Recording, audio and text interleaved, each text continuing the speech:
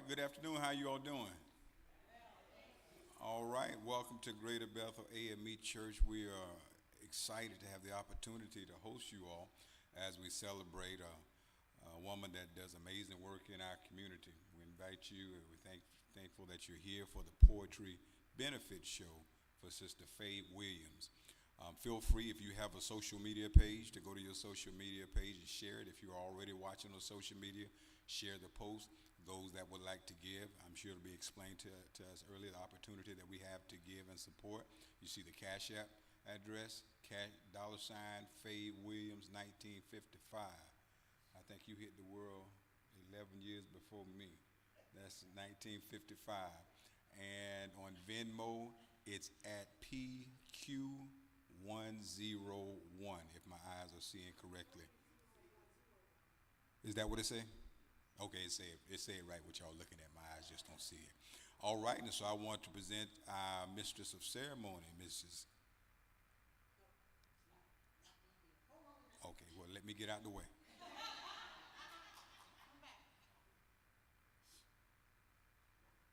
Come on, Pastor. Stand by me a minute. Um, I dream a lot. I dream a whole lot about many things. And I had a dream about this brother right here. I call him Brother Reverend Pastor Ronald Walls. And I had a dream about him. And because I was trying to find a space. That was on a Tuesday. And then I walked up to, I didn't walk, I had a ride up to Publix to get something. And guess who was standing in the line? Ron Walls. And I walked over to him. He was getting a sandwich. And I said, Reverend Walls, you mind getting out of the line? He said, no, I'm not getting out of the line, Faye. I'm buying me a sandwich. So he said, why don't you come over here, closer to the line? So I moved over. And I told him, I said, I need some help. He said, what you need? No complaint. What you need? I said, I just need to be able to use the church for a fundraiser, and the fundraiser's for me. He said, okay. Pulled out his phone. What date, what time? That's the kind of guy. And this is the pastor of this church. Because I had approached, I always approach the churches first, especially the churches on the east side. But a lot of them don't think the same way that I think in terms of helping people with fundraisers. And maybe that's the church policy, I don't know. But it just really filled my heart. And I want to say thank you again, Reverend Ross, for always opening up this church to anybody in the community. It's not just for me. It's for anybody who lives in this community. This is the church that would accept you, So I just wanted to say that.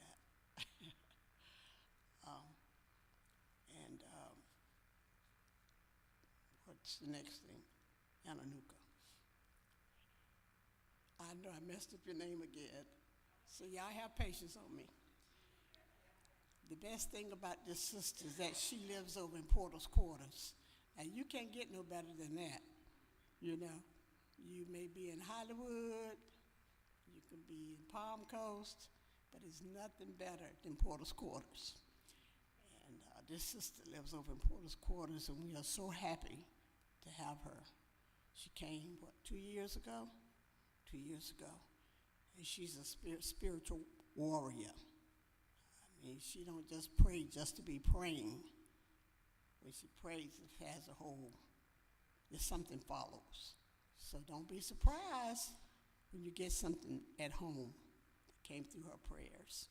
Ananuka, please come up, and she's going to lead us in a breathing as well as a prayer. So can you come up and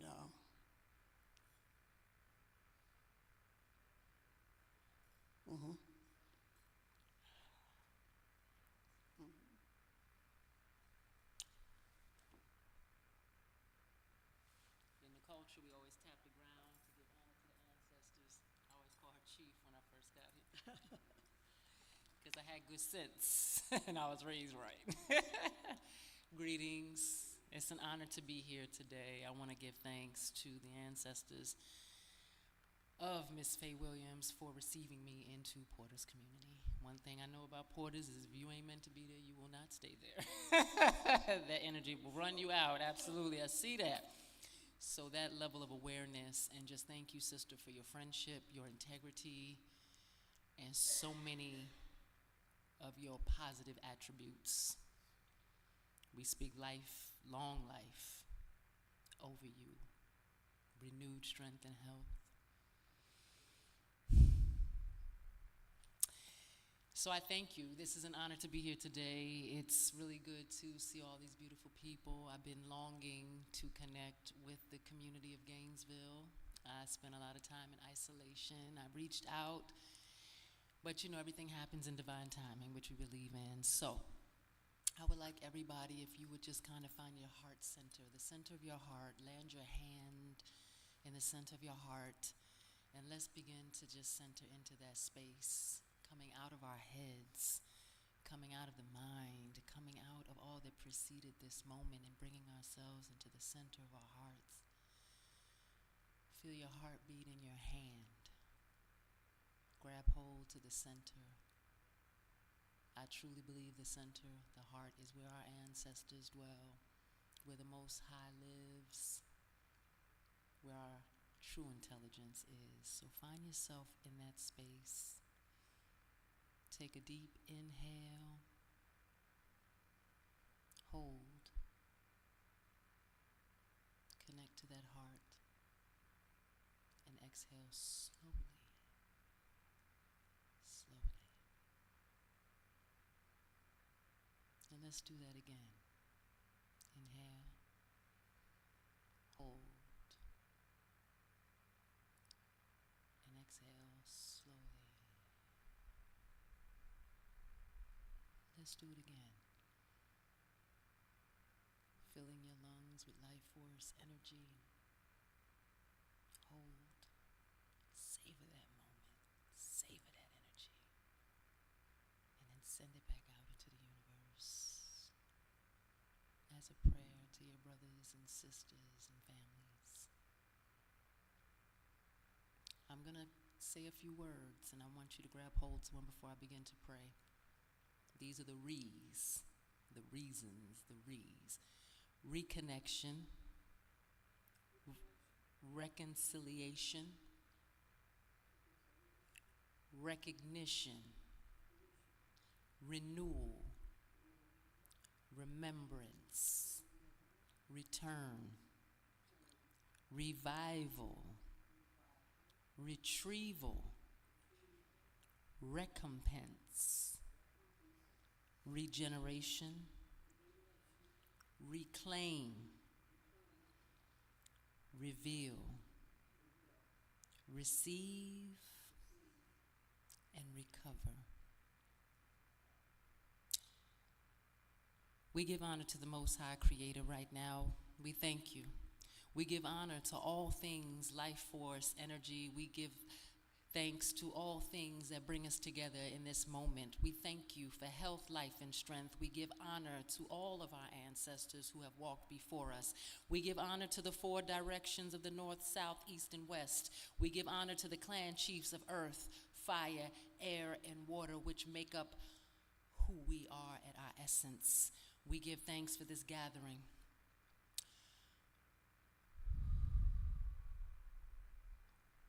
We thank you for the new beginnings. We thank you for the spring. We thank you for the equinox. We thank you for coming out of the box. We thank you for the expansion. We thank you for the inheritances. We thank you for the blessings. We thank you for the all that is. The isness. A unified effort. We thank you. We thank you. We thank you that there is nothing but the eternal now. We thank you for the essence, which is the God, Goddess within each of us. We thank you for the footsteps, the sovereignty. We thank you for the strong beingness. We thank you for a breaking forth of what is for us. We thank you that we are leaving behind what was against us. We thank you for the new pathways paved. We thank you for the forging, the pioneers, the thought leaders. We thank you for the elevation, the ascension. We thank you for all of our descendants. We thank you for our youth. We thank you for our elders. We thank you for our teachers, our Baba Elekos. We thank you for the magic women, the supernatural movements. We thank you for the medicine men and women in our communities. We thank you for the healers. We uplift. We uplift. We uplift the sovereignty that is within us. We allow it to break forth. We call us fearless. We call in courage. We thank you. We thank you for the new day. We thank you for the night when it comes to go inward. We thank you for the dream time which continues to speak. We thank you for the reality that we are creating. We thank you for success. We thank you for victory. We thank you for the wealth that is within us, not outside of us. We thank you that we receive. Receptivity is a gift, it's a practice, it is a necessity. Receive. Just receive. Breathe. Breathe with me. Inhale. Hold. And in that hold, bring in your biggest possibility. Call in your highest levels of integrity. Apologize to yourself. Forgive whatever needs to be forgiven. And release it through a slow exhale. And in closing, I'd like to just speak into a new movement that's happening. I speak into, by any means necessary, I speak into all of those who walked this way. I just ask today that we set our ancestors free from the suspicions and their fears that they carried that were valid, but we are not bound to that anymore. So we say, it's okay, ancestors. It's okay, ancestors. We gonna be all right because of the way you paved. We don't have to be suspicious. We don't have to mistrust anymore because trust is the new unified movement. If we don't have trust, then I'll give us 5 minutes and we'll mess it up. We've got to take ourselves beyond anything we've ever experienced before. We've got to have more courage than we've ever had. We've got to take care of ourselves better. We've got to take care of one another better. We got to widen our circles. There's so much I could say around that, but I'm going to close.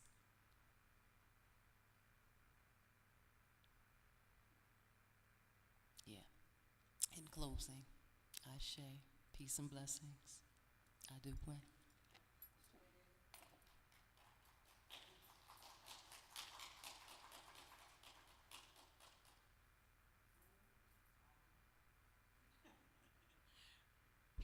Anna Nuka would tell her story later in the program.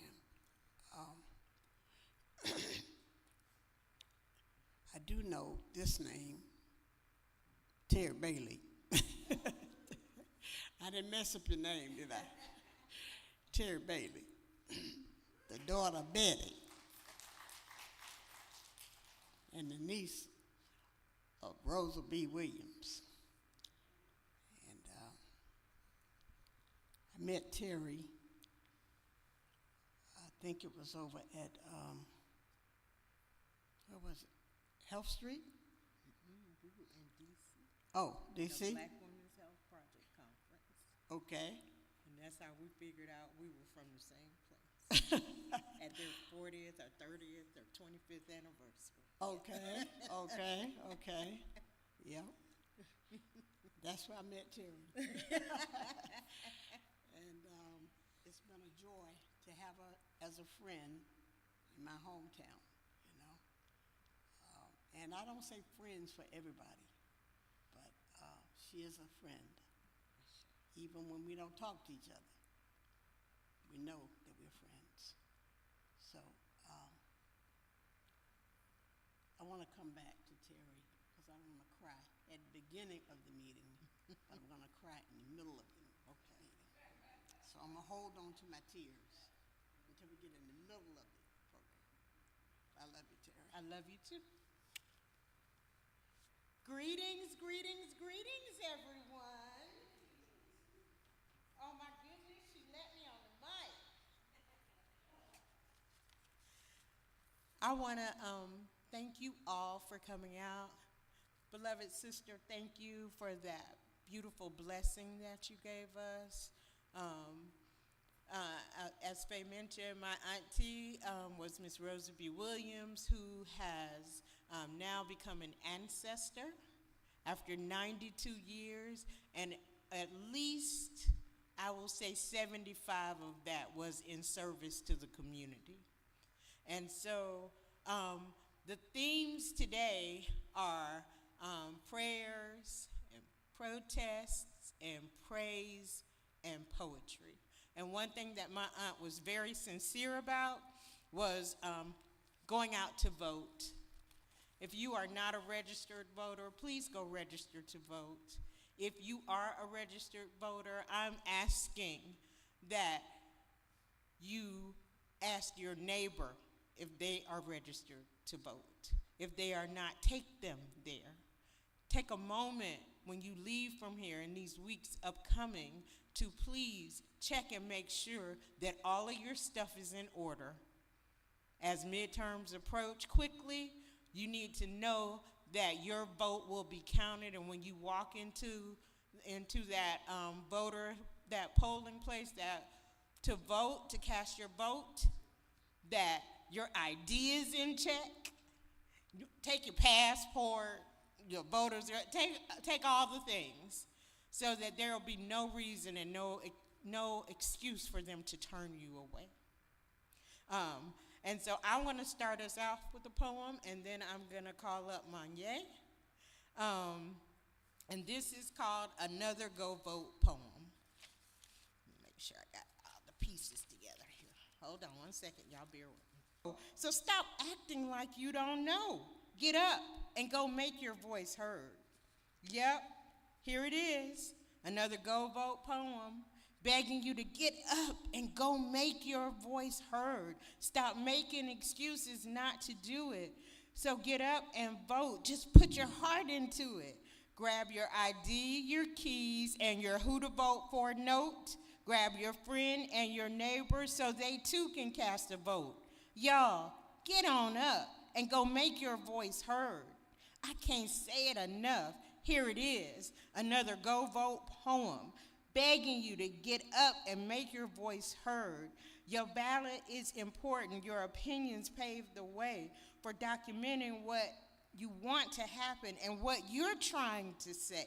And if your candidate don't win, of course you may be mad, but if you didn't put your vote in the pot, you'll probably feel twice as bad. Y'all, get on up and go make your voice heard. Yep, here it is, another Go Vote poem, and I'm sure it won't be the last. For as long as there's a need for Black people to be free, for our children to succeed, for us not to be deceived, for our bodies to have a home, and in safety we can roam, and our bellies to be fed so the police can't shoot us dead, I'll continue to use my words to beg you to make your voices heard. Y'all, get on up and go vote.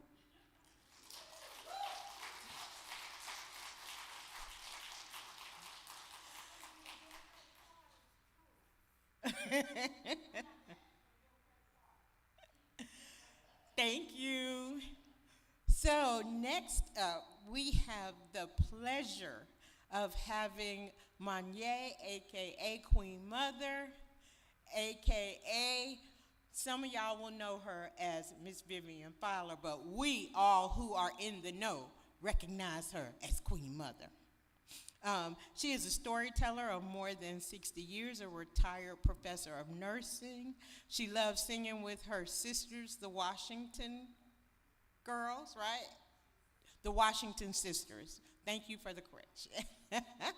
A mother, a grandmother, and one of her greatest claims to fame, in my opinion, is the preservation of our history and our culture through the Cotton Club Museum and Cultural Center. If you have not had the opportunity to go there and experience the great work and art that they have, please take a moment to do so. Manye?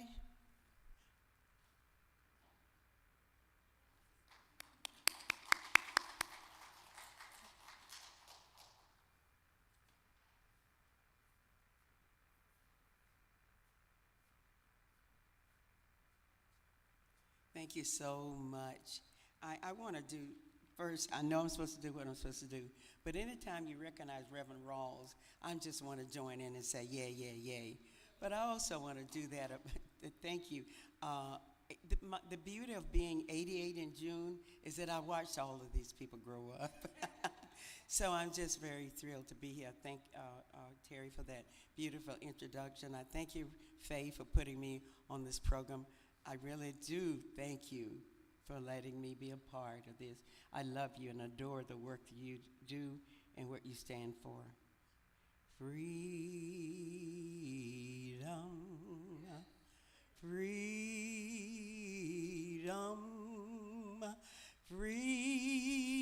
freedom over me. And before I'll be a slave, I'll be buried in my grave and go home to my Lord and be free. I read in the paper about the Freedom Train. I heard on the radio about the Freedom Train. I seen folks talking about the Freedom Train. Lord, I've been awaiting for the Freedom Train. Down south in Dixie, only train I sees got a Jim Crow car set aside for me. I hope there ain't no Jim Crow on the Freedom Train, no backdoor interest on the Freedom Train, no signs for colors on the Freedom Train, no white folks only on the Freedom Train. I'm gonna check up on this Freedom Train. Who's the engineer on the Freedom Train? Can a cold black man drive the Freedom Train? Or am I still a porter on the Freedom Train? Is there ballot boxes on the Freedom Train? When it stops in Mississippi, will it be made plain everybody's got a right to board the Freedom Train? Somebody tell me about this Freedom Train. If my children ask me, Daddy, please explain why there's Jim Crow stations for the Freedom Train, what shall I tell my children? You tell me, because freedom ain't freedom when a man ain't free. But maybe, they'll explain it on the Freedom Train. When my grandmother in Atlanta, 83 and black, gets in line to see the freedom, will some white man yell, "Get back"? A Negro got no business on the Freedom Train? Mister, I thought it were the Freedom Train. Her grandson's name was Jimmy. He died in Anzio. He died for real. It wasn't no show. The freedom, what they carrying on this Freedom Train? Is it for real or just a show again? Jimmy wants to know about the Freedom Train.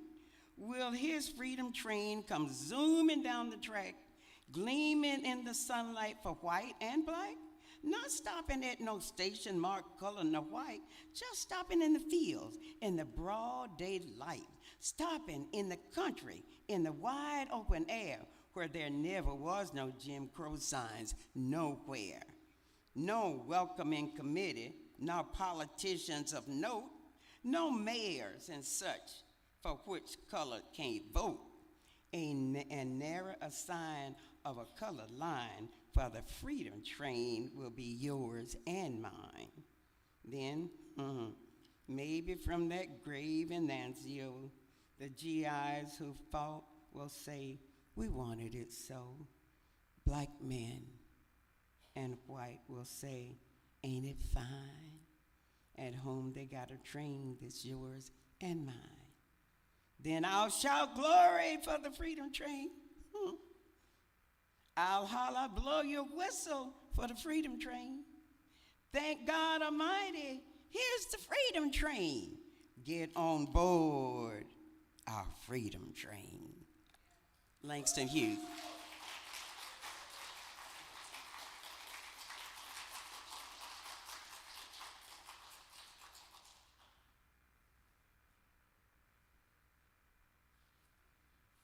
That was beautiful. Thank you, thank you, thank you. Next up, we have the wonderful and talented poet, Cynthia Rose. She is an author, she's a poet, she is a teacher, she is a soon-to-be graduate of University of Florida's Arts and Medicine program. Woo-woo! And currently the curator of the Stan Johnson Creative Gallery in Tallahassee, Florida. Come on up, Miss Cynthia. Thank you, Terry, and thank you, Ms. Faye. It's an honor to be here today. Am I speaking loud enough? Okay, great. Whew. It's hard to come after greatness, but I will do my best. I have a few poems to share. Two are from my book, Bloom Forever, and one, Bloom Forever. It's a collection of 115 poems written over 25 years of my life. And when I published it, I had no intentions of touring or, making it big or anything. I still haven't made it big, but I have toured a lot. I just wanted my poems in one place so that when I become an ancestor, my daughters and grandkids wouldn't have to try to find them all because I write on everything. And then once I published it, I was like, whoa, I have many more books within. And so I've been sharing poetry publicly ever since. To those of you who are closet poets, like I was for a good portion of my life,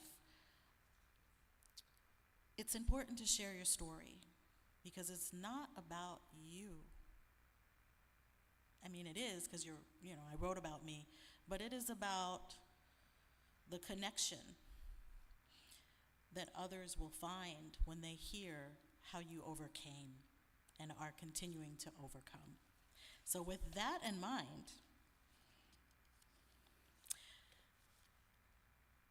my first poem is titled, Looking for Me.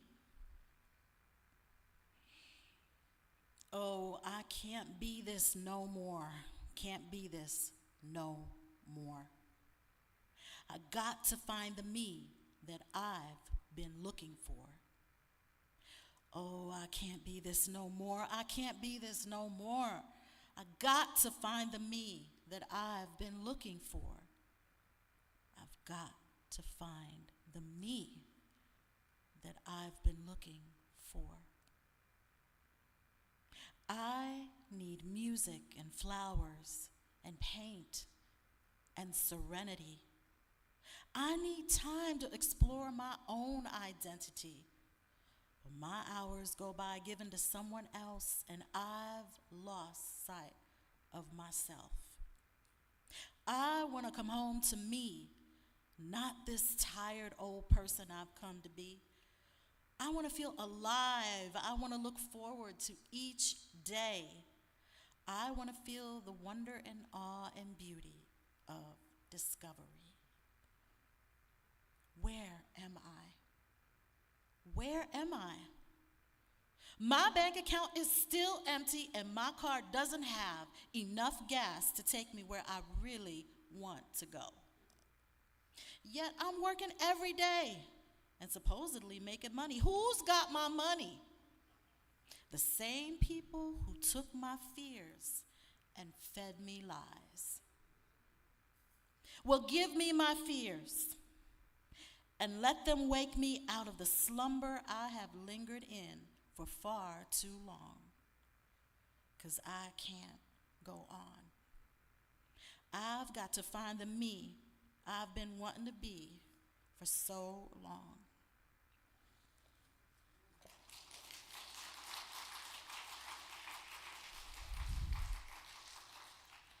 I wrote that poem nearly 30 years ago. And sometimes I still feel the same way.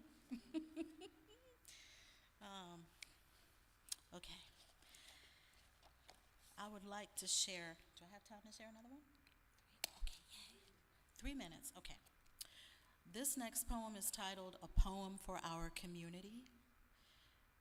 Because how do you find your identity? You have to look within, but you also have to find your community. So I dedicated this one to my community on the south side of Tallahassee where I lived prior to moving to Gainesville a few years ago. Here we go. All around us is the city, alive, awake, and oh, so busy. We walk, we talk, we drive, we ride. Do you long for a place where we can see the butterflies dance among the trees? Where we can pause our tasks a while and breathe, release, take in a smile? Where we can sit and meditate, or read a book and contemplate on what gives meaning to our souls, collective dreams uniting the whole. Or maybe play a game of chess and brag to friends on who's the best. Where children park their bikes to play, there is such a place for us here today. A place for all the ages, the young and the sages. Come, sit a while and be at ease in this space we call our community.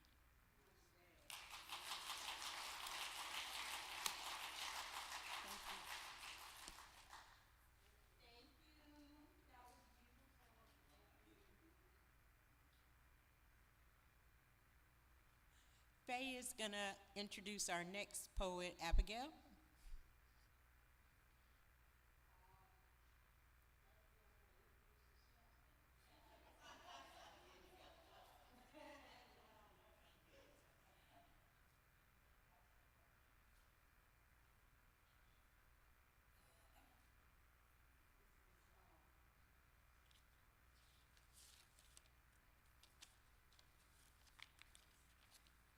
This is Abigail from Grace Groves. Y'all know much about Grace Groves? You do? Okay. Well, where did I meet you? I don't remember where we met. It's been a long time. Well, I know it was over at the farm, Porter's Quarters Farm. And, we get a lot of visitors, a lot of volunteers who come over and observe what we're doing. And we need more volunteers, we need more visitors, so if anybody got time, please come over on Saturday morning, 9 o'clock, I believe, 9 to 11, and, contribute to Porter's Quarters Farm. But I heard about Abigail before I met her, because we were part of the Farm Coalition. Was it the name of it? The Food System Coalition. What was it called? The Food System Coalition. Food System Coalition. And so I went to a couple of meetings, and people were saying certain things about this woman. And once I met her, they were absolutely right. So they didn't miss anything. and you're not gonna miss anything today.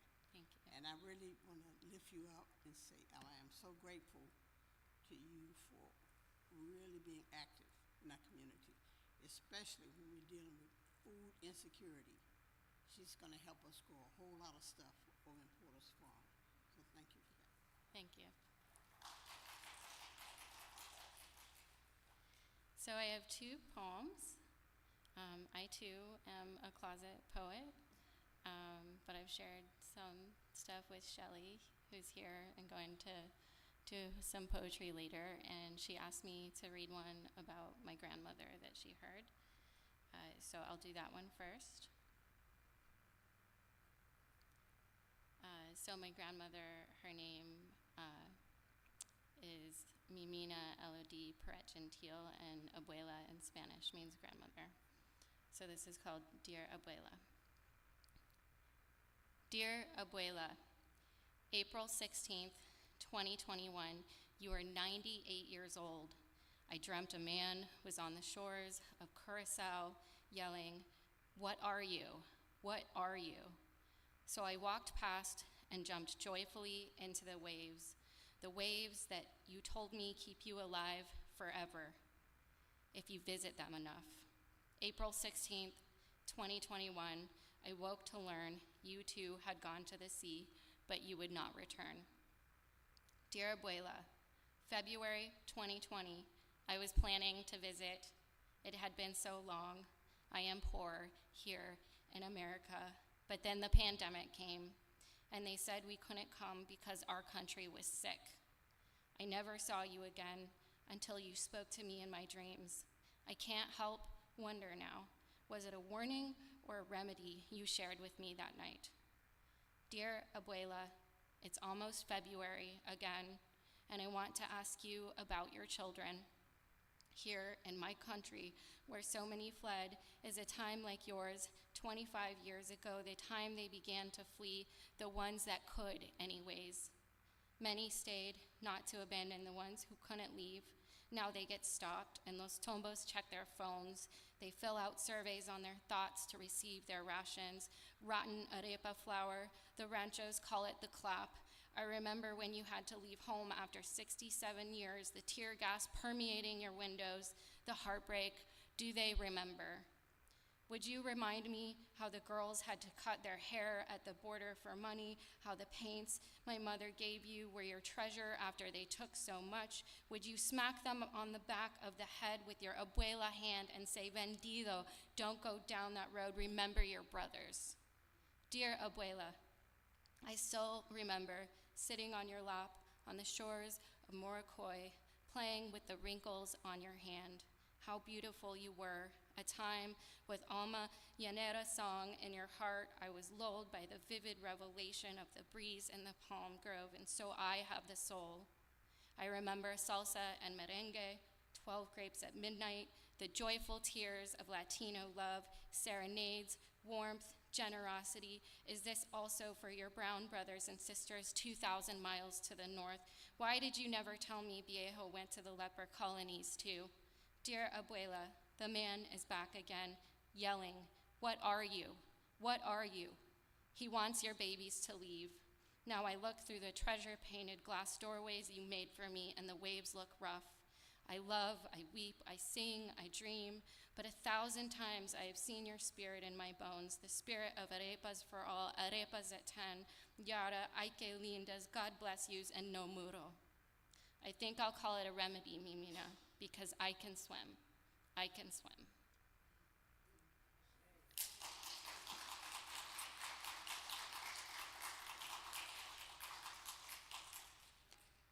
Do we have time for one more? Okay, 3 more minutes. This one's a little angrier. It's untitled. The second day of the year, 1:40 a.m., the phone rings. I'm in Asheville on vacation with my husband, enjoying art and mountain air, a welcome relief from the resistance. My dad is crying on the phone, a deep sob of relief and a trickle of fear on his chin. They got him. It's finally happened. They got Maduro. His sobs are quiet, not to wake Mom. He sounds old. And I want this to be true, that capture means liberation, but I know better. I whisper, my hope caught in my throat, choking me like the politics on my feed.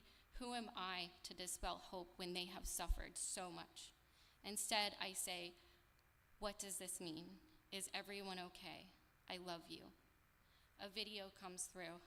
I can hear the bombs whistling by my grandmother's house, then the boom of 100 years of architecture destroyed, the blue tile wall where my family tree stood, the wrought iron window Herrera built to keep out the injustice of greed, of hunger, of poverty shaped like flowers, like a bow tied tightly over the mouth, a garnishment to the tear gas on Abuela's face. Gone is the table for dinners with primos and dancing merengue where we all say, no, you have some more. My heart races. Now is not the time for my fear. Did anyone else in America know yet, fast asleep in bed? I am speechless. I am scared. This moment feels like the world has changed. As the news unfolded, I could feel the rage in my teeth clenched at everyone. America knows now, with all her politics and words. Here we go. Words like rubber bullets, indiscriminately catapulted at the foreheads of my ancestors. It's about oil. It's about freedom.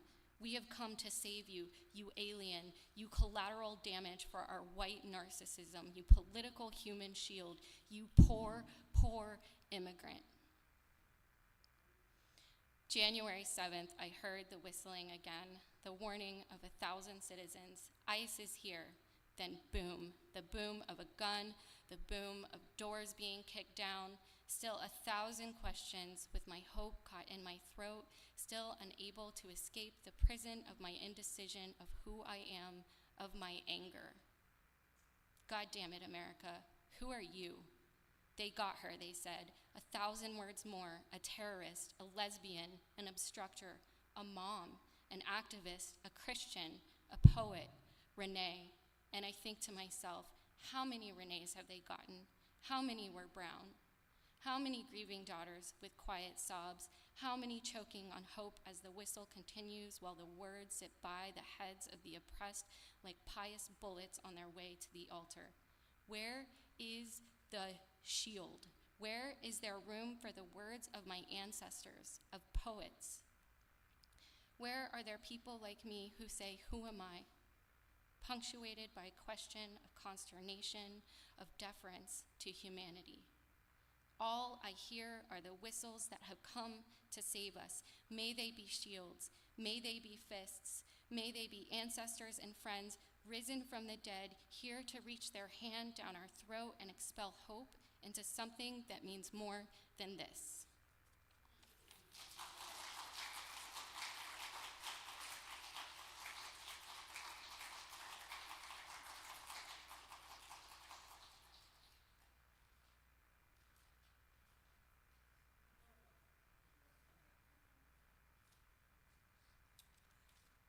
Thank you.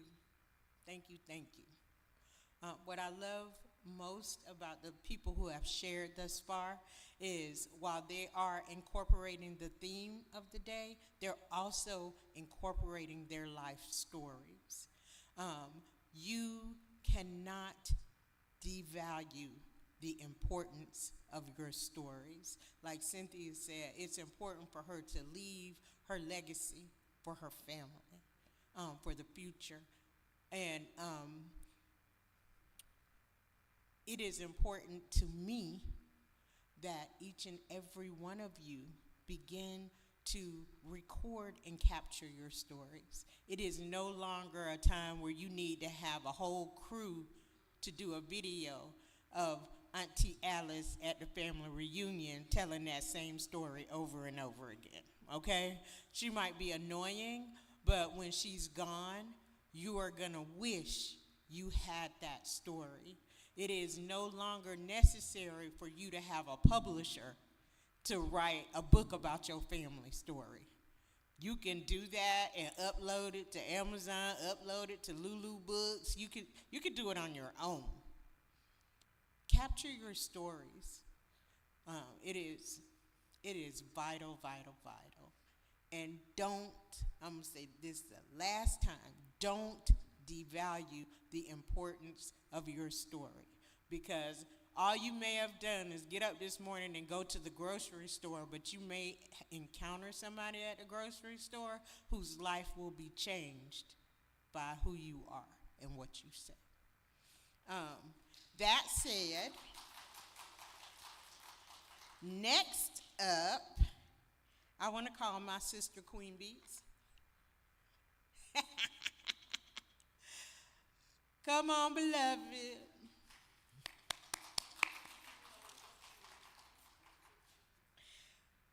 She is a poet, the lyrical priestess, authentically yours in peace, love, service, and culture. I have known her for a very, very long time, and we were poets together with the late, great Dr. Patricia Hilliard Nunn, affectionately known as Zoe, in a collective called If You Ask a Sister. And honey, we told some people some things. So it's just a great pleasure to have you share with us today. Come on, bless us.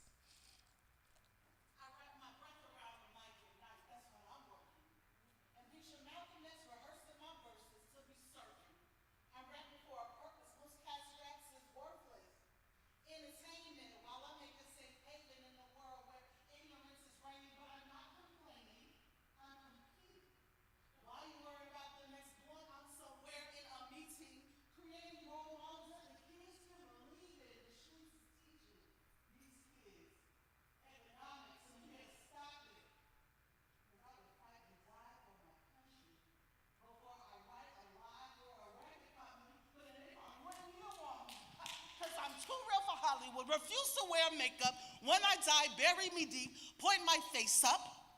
Had the same point of view since before we was two, born and raised in this state. For y'all that's confused. Cell blocks, cubicles, classrooms, bow ties, t-shirts, a FUBU, a sister feel like you do. When out of 50 senators, we can't get too pro-black, oh yeah, they want to speak up for somebody shoot us back like Malcolm Martin and a few leaders from the NAACP and maybe two MCs, they shoot ya. The legacy of J. Edgar, dang him, Hoover's maneuvers. Today it's black kids in black schools with old computers. Don't let the television fool you. Don't be no mindless consumer. Hey, y'all, hey.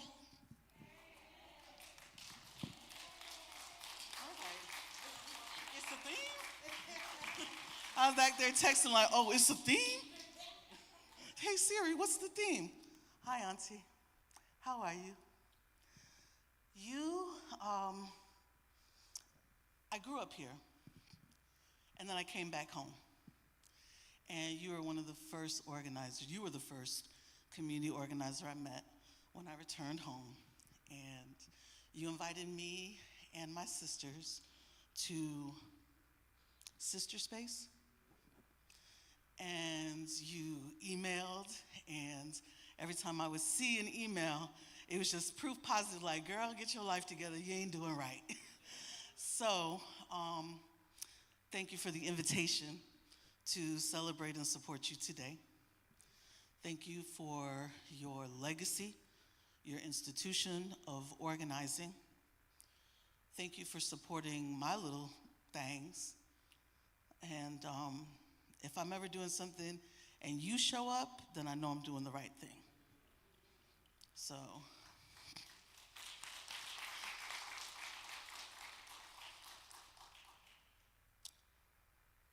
am I a renegade or a rebel? 'Cause I revel in my people's advancement. And I'll take chances if I think will profit. But yo, I roll with prophets, and they prefer action over words and predictions. My diction incite missions and minions and missionaries. futurist visionaries seek my counsel, and my guidance comes to me from my elders and predecessors, whose splendor be revealed to me in daydreams and biographies. I follow the signs creation sends us, while foreign devils apprehend us. I cuss those who borrow bros from their original greatness containers, and one day we'll explode all over those roads and rails we got jail to build, or should I say construct. They want to con us, out of just us, but I'ma discuss that with my so-called black leadership. Land for sailing trips down denial. In SS accommodation style barges, their alarm is ringing. Hear it, I'm singing about freedom. It hits my lows, so I flow for the growth of my people. Let it be the sequel to the days when the spirit reigned, Ashe. But right about now, we need Harambe. Let's pull together to win our cause. Because don't nobody got to fall if we all do what's right. If everybody do what's right. If every soul, This poem was called Renegade Soul, Rebel Spirit, Divine by Nature, Flawed by Behavior. My name is Keturah. I'm the poet known as Queen Beatnik, lyrical priestess. Hey, you can try, but on mine, you won't defeat this. My sister. Ashe.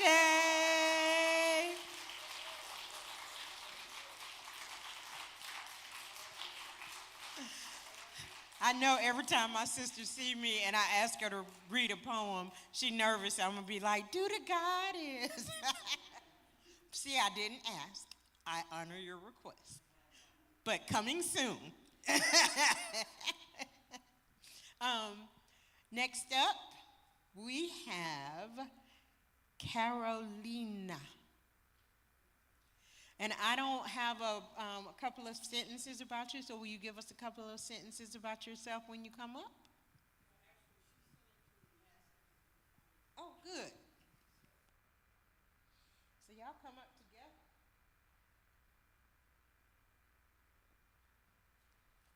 Thank you.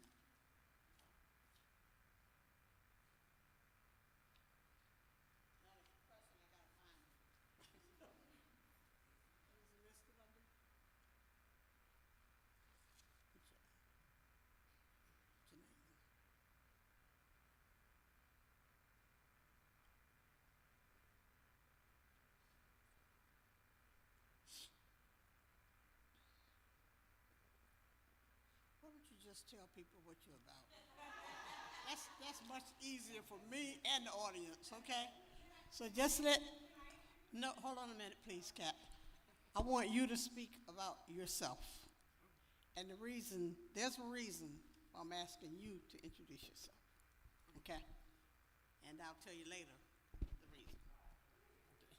Okay. But thank you so much for being here. And I met you,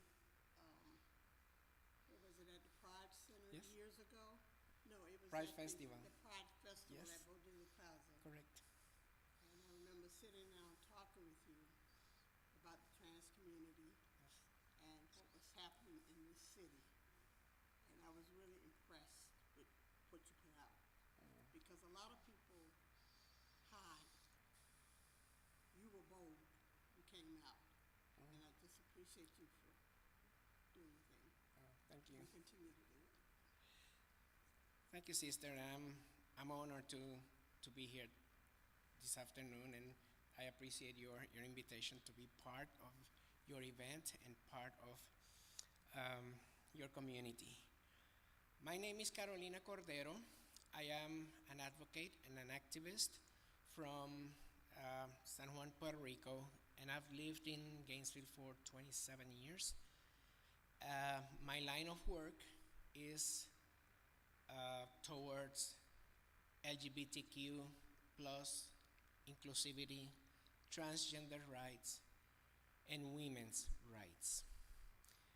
And now that I'm retired, that's what I'm going to devote most of my time on. What I would like hear your introduction. Excuse me, whenever I talk about myself, I like to remove my shoes. This is a piece I wrote for the Transgender Day of Remembrance in 2021. This is a new version. It's not as somber as that one that I wrote. If you see the flyer in the program, it says Carolina Andrea. Andrea is my middle name. And now, for all of you, Andrea is just another name. My name is Andrea, just another name, in space and time with no particular fame. It was not my original name at first, but the one that suits me best. You see, as a boy, this life I entered, but as a girl, my life is now centered. A Latina with salsa and brown skin, and it's here where my story begins. I came from the east, like the rising sun, in my country from an East Coast town. I migrated to the north in search of my true gender worth. I pointed towards the west, hoping to find my best. But I find myself in the south with many restraints.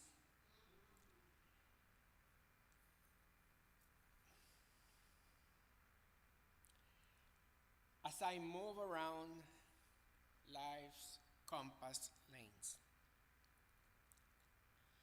I live my true identity, but people in government call it an obscenity.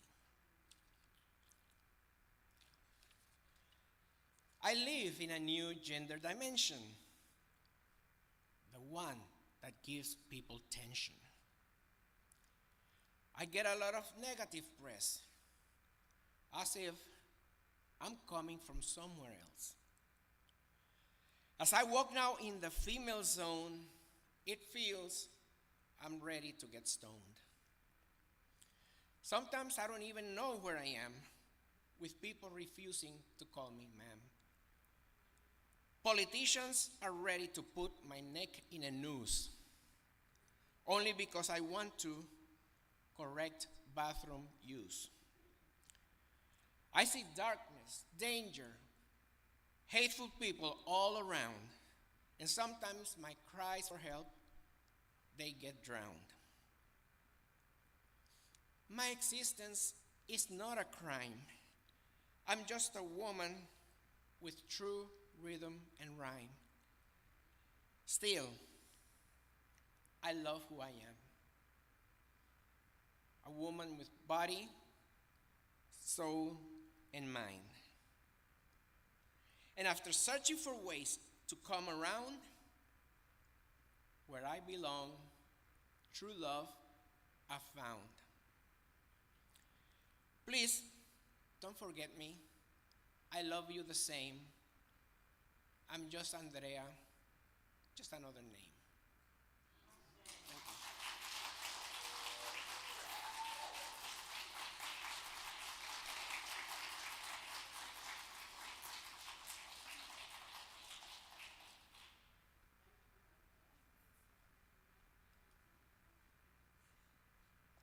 Thank you for sharing your truth with us. We appreciate you so much.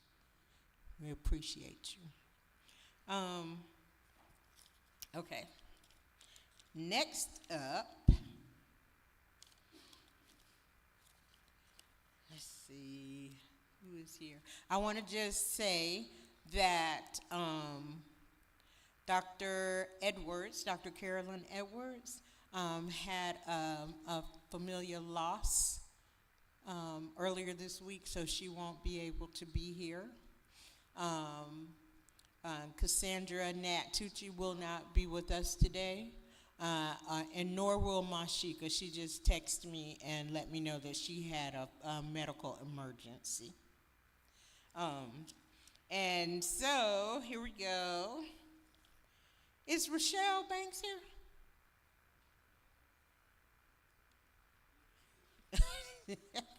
Okay.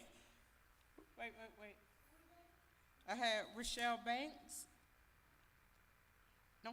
Okay, well, my sister scholar, Dr. Houchin, would like to come on up. Dr. Deidre Houchin.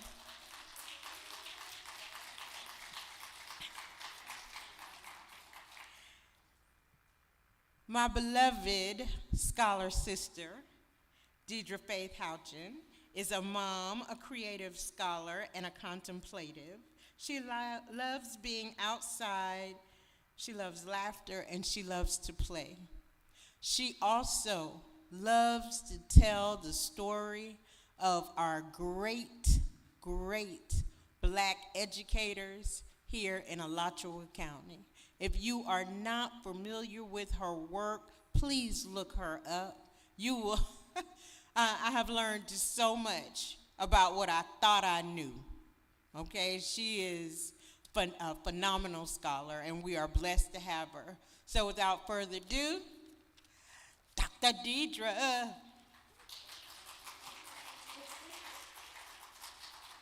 Hey, y'all. So I got to tell you, the last time I read poetry in public was when I first moved back to Gainesville. I was 29 years old, and I went to some slam poetry night and totally told off my boyfriend that I had moved away from. So it has been a while since I've been behind a mic here, so I'm a little nervous. I'm gonna shake it out and get with it. Okay. Thank you very much for having me, and thank you very much for all you're doing. Miss Faye, and may this be a blessed event that gets you what you need and the abundance you deserve. Yes. One of my poems, Church Family, has a 4-letter word in it. It's not one of the worst ones, so I apologize in advance, but it just don't sound right without it. Okay, this first poem I wrote in my 20s. I was probably locked in my bedroom on my own device, listening to my father go off on my brother. And it's a father talking to his son. Boy, don't you think it's high time you use those eyes to see what you've been doing to you and me? You walk around here with that cold, blank stare, daring others, even your mother, to try you, walk by you. Can't you see, boy, we've all met before in war and on the killing floor? In famine and in drought, we sought one another out. And we may not have a lot, but what we've always got is each other. And when we band together, things get a little better. But you're tearing us down and hurting those around, and I've worked too hard for that. So has my father and his father before that. Start giving more and taking less. Grow up, some boy, and stop looking a mess with those damn baggy clothes. Nobody but you knows what you've got hiding in there, and comb that hair. All I'm trying to do is give some advice about this life. You must think you are the only one who's gone through. But I've been young and black and a man in this world too, and now you don't have to listen to me, but if you heed my words, I can lessen that load that you carry around on your shoulder like a 1-ton boulder. Boy, stop looking down when I'm talking to you. When I speak, hold your head up high. Have some pride in who you are and those who have died to get you this far. We have worked, boy. Our hands to the bone, our hearts to the core. And I won't let you take a step back, that's for sure. You have an obligation to a whole nation of people who came here before you slaving, so you could have a name and a home and a life to call your own. And things are not perfect here, But sitting down don't make problems disappear. You've got to work for what you want and believe in the little bit you get. And it's not gonna get any easier, but at least it'll be satisfying instead of just lying around wasting time and rotting out your mind. Mark my words, son. The days are gonna pass by fast, whether you wanna work or not. And wait for you to, the world ain't gonna stop and wait for you to get on board. Time keeps moving forward, and it's gonna pass by fast. Time sure does pass by fast. Thank you. The second poem I wrote after I had the most beautiful, wonderful student in my classroom at Fort Clark Elementary. She came to me from Pace. She liked, you know, Natalie Bedingfield, Feel the Wind on Your, that song with that. She liked that with me. We bonded over that for a minute. But she was there and gone because of the administrative policies and the lack of what we call in teaching cultural responsivity and really good classroom management. And my heart broke. It really did. I saw her many years ago on a bus and gave her a big hug and had a good conversation. But this is my reflection on that young lady. The title of the poem is, Please Don't Let Your Wells Become the Desert. She has the whole school afraid, most of all the teachers. Each day she marches down the hall, a call to arms. Her face is not quite blank, although she aims for it.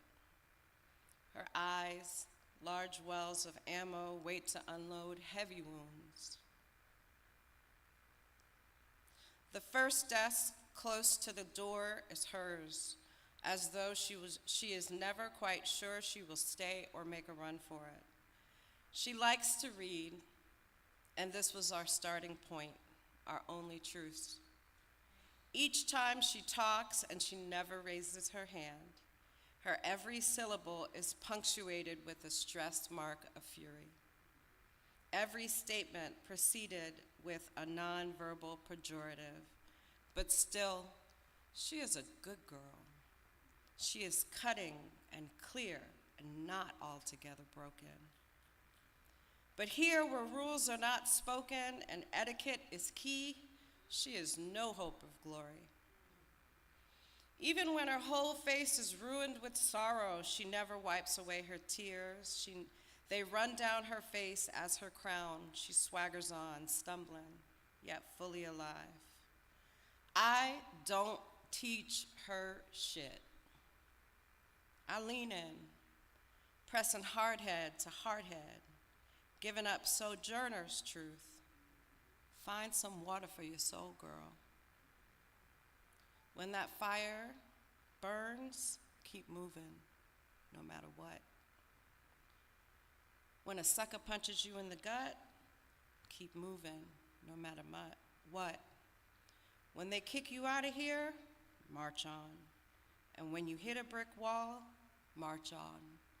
Just don't lose your wells in this vast desert.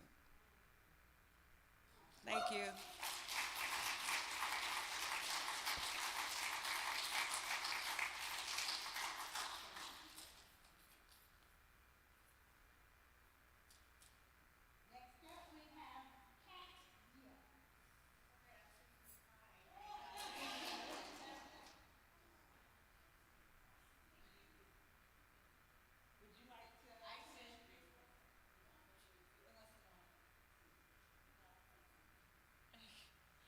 I feel so lucky to be here because, and very nervous about reading my poem because after hearing all of these incredible writers, I am definitely not a poet. But I also really tend to lead by vulnerability and gratitude. And I don't say no to Faye.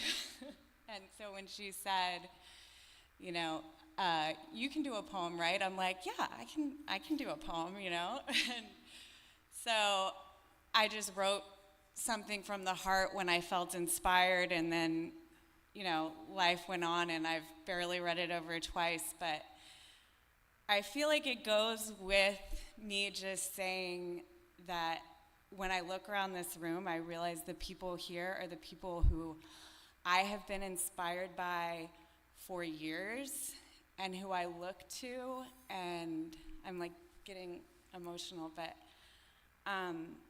you know, they say surround yourself by people who you know, want to achieve what they're doing, and that's how I feel about the people that I've heard and that I see here, and so I'm just really, really grateful to be here with you guys. So I hope you have a sense of humor. Okay, let me see. Okay, so again, I was like, okay, looking through my journal, what's a poem? Is this a poem? A poem doesn't have the answers. A poem doesn't even know how it will end.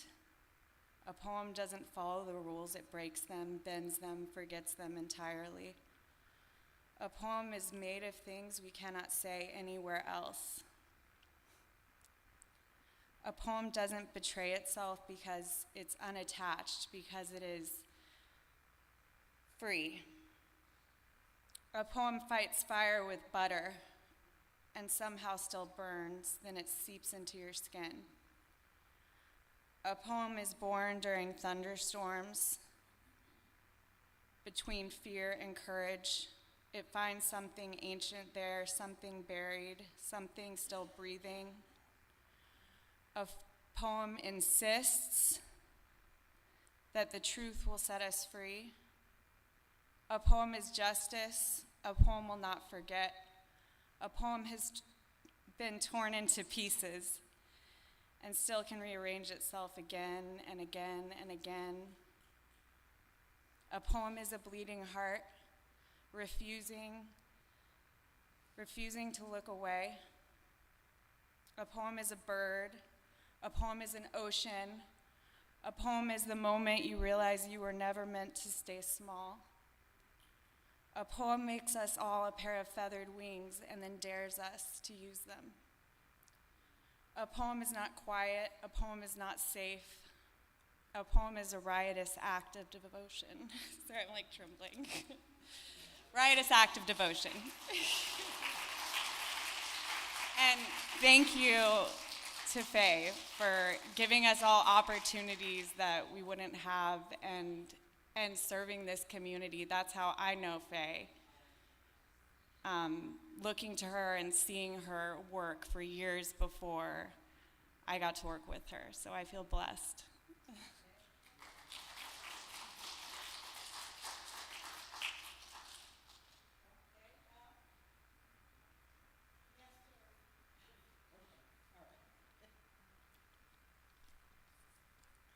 So next up, we have my beautiful, beautiful sister, Brittany. Okay. Wait, and some lavender chucks that she has gifted me. If everybody knows me, I am a purple girly, and she gifted me some lavender chucks. Some high tops, I'm so thrilled. She is a community poet. She is an organizer. She is an anti-gun violence advocate. But most of all, she is a beloved sister and friend. I have never seen her frowned up and mad or angry in these few years that I have known her. And every time she walks in the room, I feel sunshine. Thank you, sis.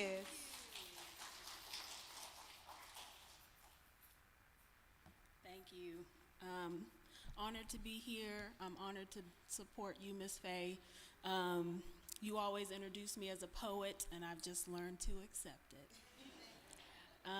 This is dedicated to the keepers of our story. It's called The Archive. The archive is sacred. It not only keeps our stories, it keeps us honest about where we come from, about where we're going, who's coming with us, and who we should leave behind. Because not all skin folks are kin folks, and the boss man can be unkind. But the truth about an archive is that it's not just about what you can learn on a particular topic. It's about what you can learn about yourself. Once you know its content, there is no unknowing. And you must decide what to do. Leave the archive as you found it. Trust others to preserve its collection. That's a choice. Or you can choose to be tethered forever to past, to present, and to future. To the light bouncing off the mirror of time, reflecting worlds built with struggle and love and ingenuity. Blueprints for survival, patterns that create recipes to bake, that bring people together, especially when there's tension. Seeds to preserve the bounty of life with medicine that heals and protects and nourishes body, soul, and spirit. A reservoir where the deeper you go, the more there is to know, but there is a cost because the archive doesn't get to choose its collections, and often they can be a burden. The archive is not a library of physical collection of books, manuscripts on shelves that collect dust because the stories therein are too fragile or exclusive or by appointment only. No, the archive is living, breathing, soulful and so full of knowledge passed down over tables, stoops, across rooms, in circles, in churches, basements, long walks, easy talks, car rides through country roads, 3-story walk-ups, its hands in the soil. A mother, an auntie, an uncle, a father, an elder. My archive is a woman, and she smells sweet and earthy like flower. She is my favorite smell. Her hands are calloused and her dress is stained in grease. In our family, she preserves our flavor, savor, and meat. Whenever I'm around her, I'm happy to just sit at her feet, grab a pen and a notepad, and choose to eat and eat and eat.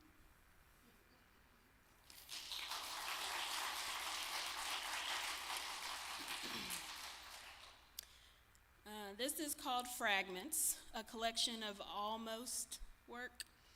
And by the dates, you may or may not recognize what was going on at the time. We are afraid to expose the children to knowledge because if they know how the world truly works, they might stop looking for monsters under the bed and see them where they really hide, in plain sight. May 25th, 2022. Big Sticks and Hypocrites, January 9th, 2021. The bodies of our ancestors fertilize this land, July 8th, 2020. The significance of the Black Auntie, a community mental health model, May 5th, 2023. To write is to bear witness, to capture moments, to pluck days from the sands of time and say, you will never be forgotten. September 7th, 2025. Thank you.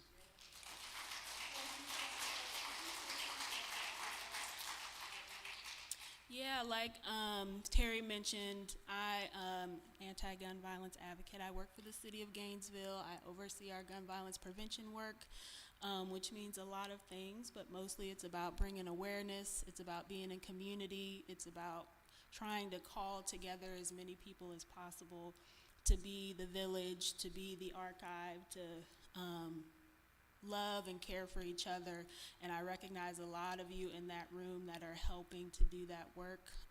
So, yeah, I'm here and I'm willing to work as collaboratively as I can with anybody, and I appreciate it.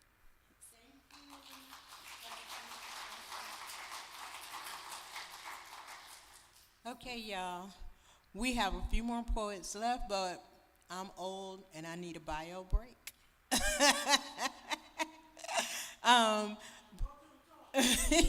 Just one thing, on Wednesday, I think that's March 25th.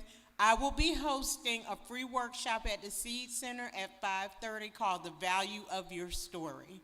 And we're just going to answer a few questions. Anytime you see me, we are writing. If you come to my stuff, we are writing and we are sharing. And so that is Wednesday, the March 25th, 5:30 to 7 at the Seed Center at the new Blunt Hall, 530 West University. It is a free event. Please come through, write your story, share your story, and let's bond and be in community. So we'll take like a 5-minute break. All right.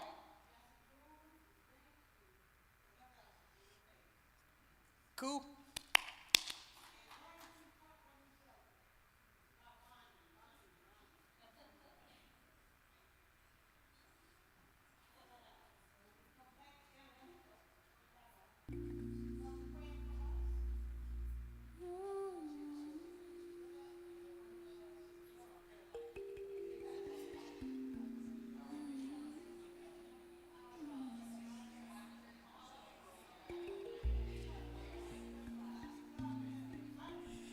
If you are a poet that is on the list and you haven't gone yet, could you just come up and let me see who you are? Because I don't know everybody.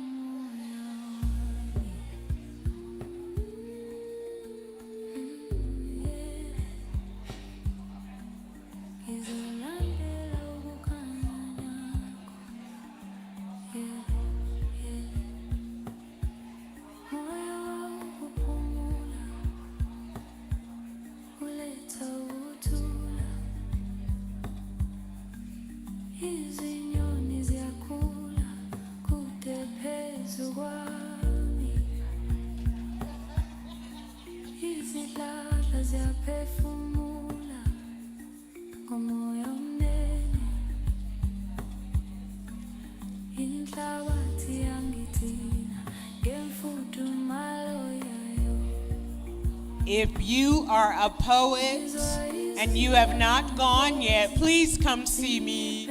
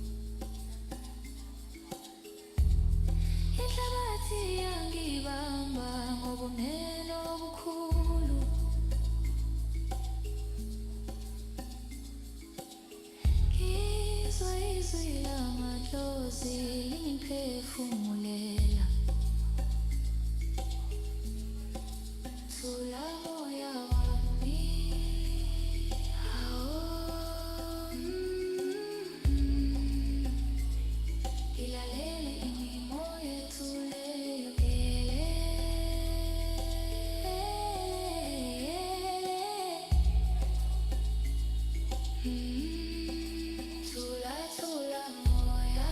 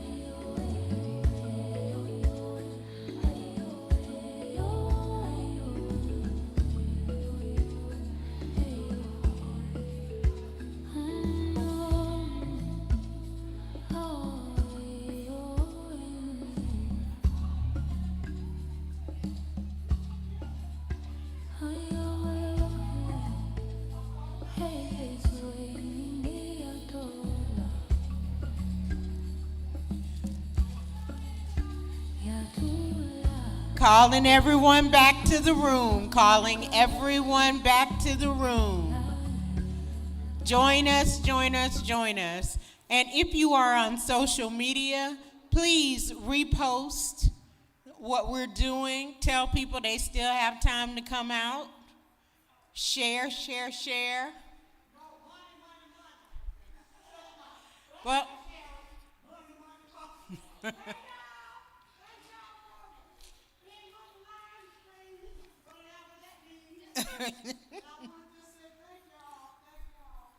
do it in the mic, sis, so they can hear you well.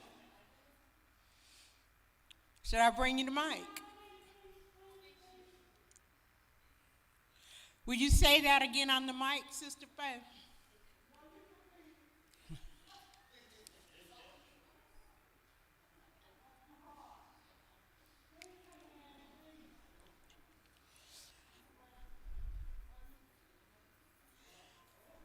We're calling everyone in, please.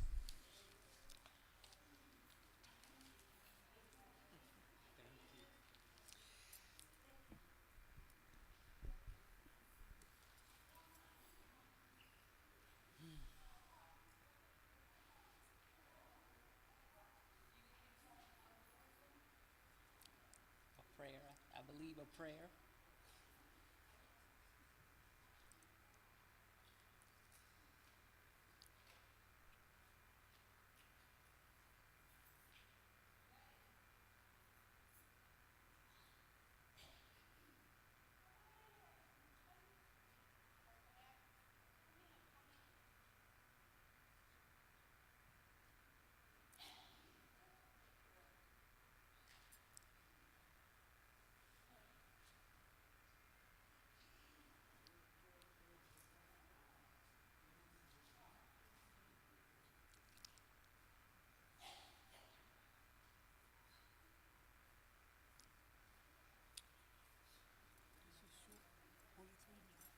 Okay, prayer or? Okay, okay.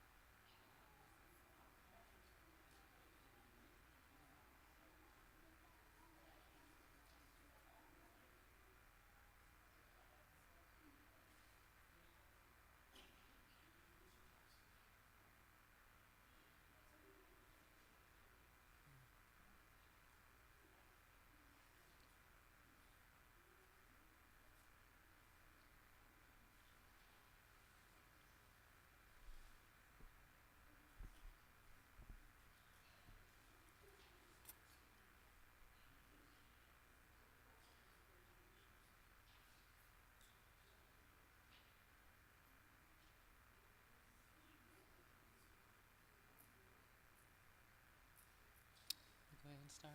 Okay, we're going to open up with a short prayer at the request of our honoree.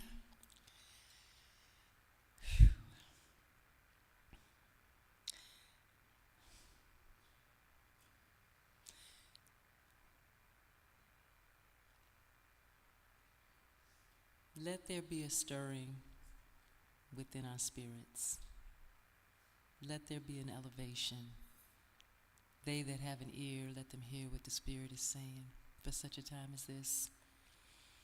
I love when we get together for togetherness, giving honor once again to the Most High, Creator of all of this, to Egungun, the ancestors, to the sky nations, to the star systems, to the planetary alignments, which are the governments, to the systems here. I pray once again for the trust, the reconciliation and purification within each one of us that opens up to the wealth, the abundance, and the prosperity, that all that is rightfully our inheritance would come to us speedily without delay.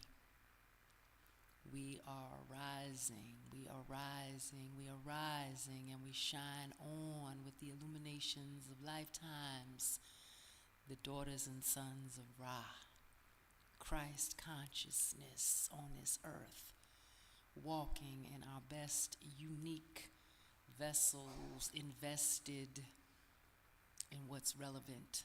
Success is only measured, not compared. I give thanks for the extensions, which are all of us. Peace and blessings.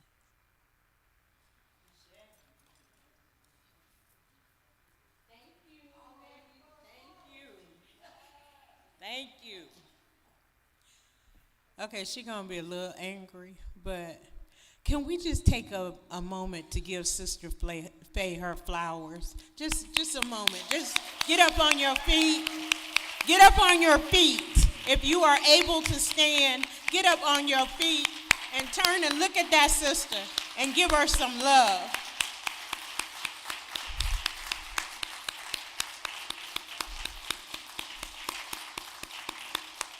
If you are watching this via live stream, the Cash App and the Venmo is there.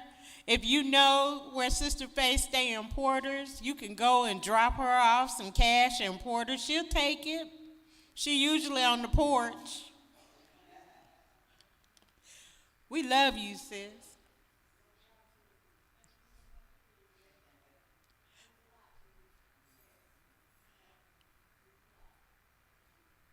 Sister Pat is coming up next, right?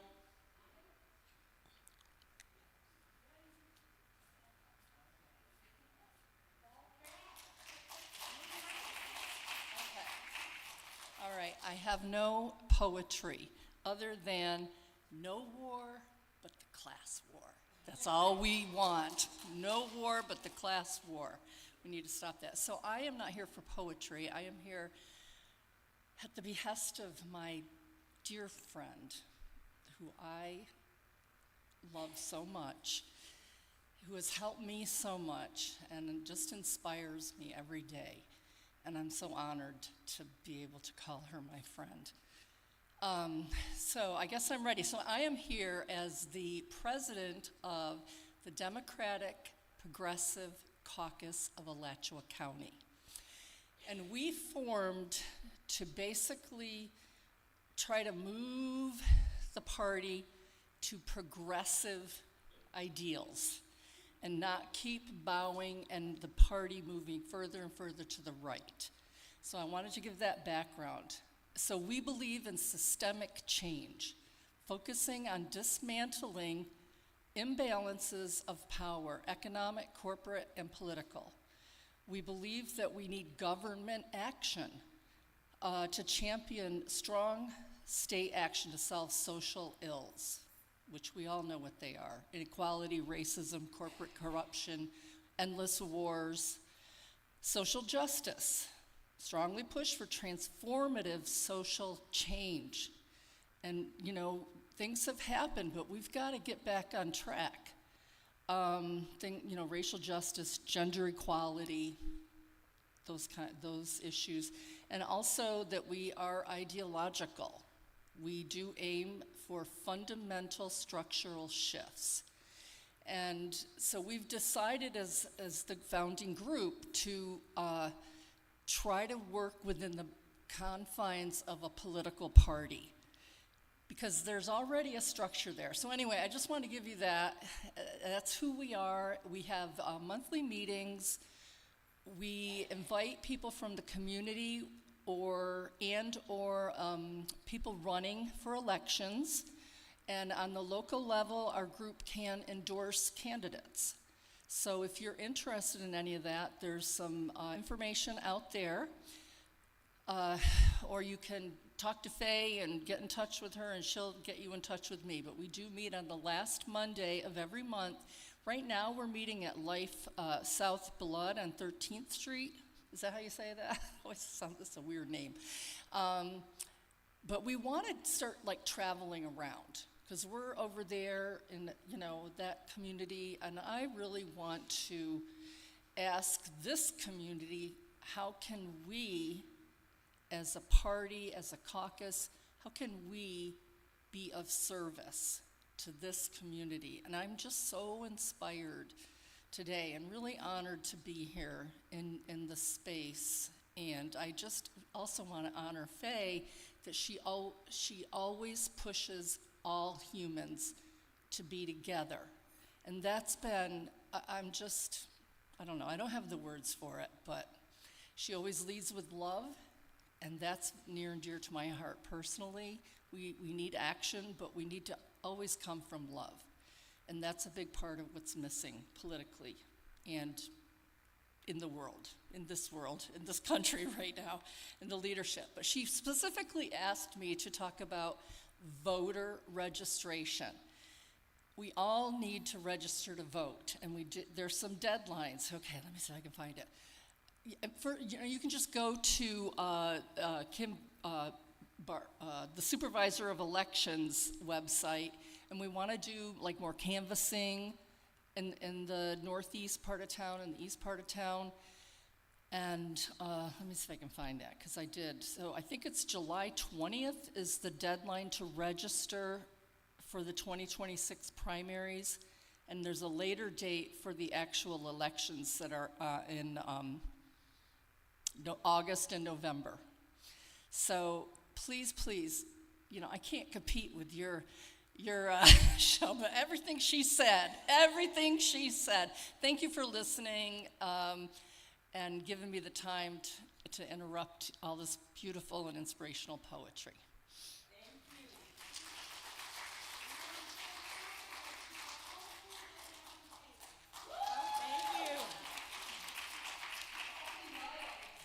And there is no competition. We just build and grow with each other.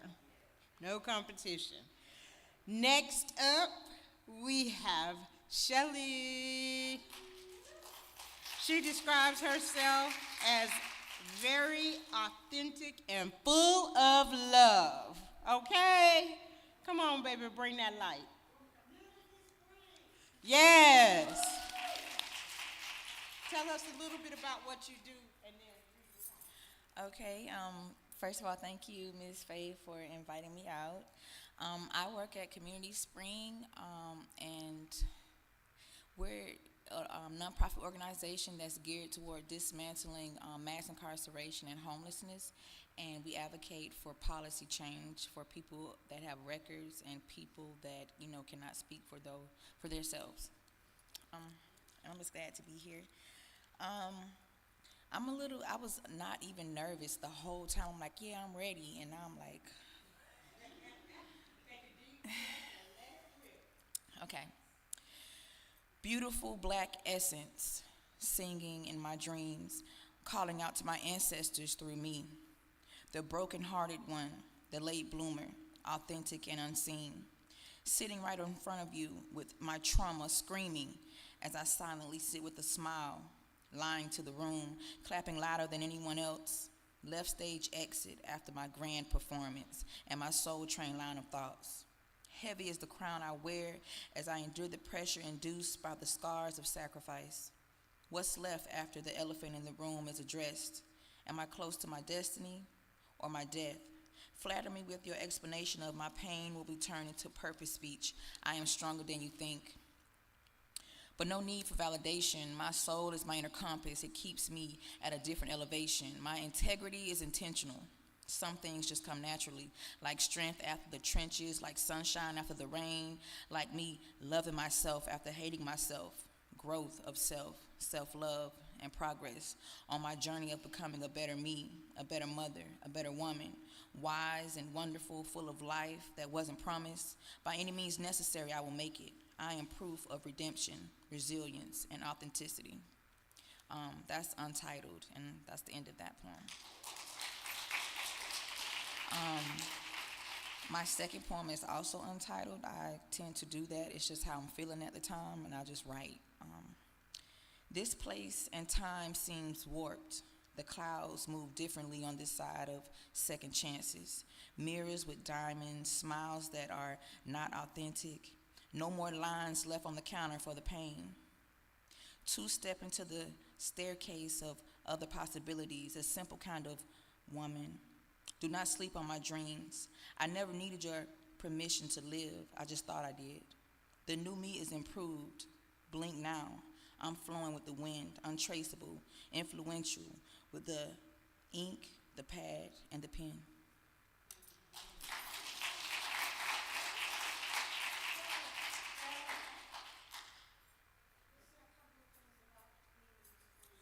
Yes, ma'am. Okay, other than what I explained, I'm also working on a policy change for people with records, trying to find a place to stay, because from lived experience, I know how hard it is. I'm not the first, I won't be the last, but I'm in the works of, it's called the Landlord Mitigation Fund is what I'm working on, trying to get it. It's already a thing, but it's only for a certain amount of people, like people that have assistant living. They are the only people that this is available to right now, and I'm just trying to get a policy change where it is available to everyone that needs it, especially people with records. And also every last Wednesday and Thursday of every month, except it's different on like December because of the holidays, but every Tuesday and Wednesday, last Tuesday and Wednesday of the month, we have a workshop, a storytelling workshop where we all come out, tell our stories. It's kind of like a therapy session. And also every first Monday of every month, we have a letter writing where we write people that is in jail, because some people don't get love. So we just try to show support and let them know that they have, help when they come out from us, and that we truly do care for people that are incarcerated. That's about it.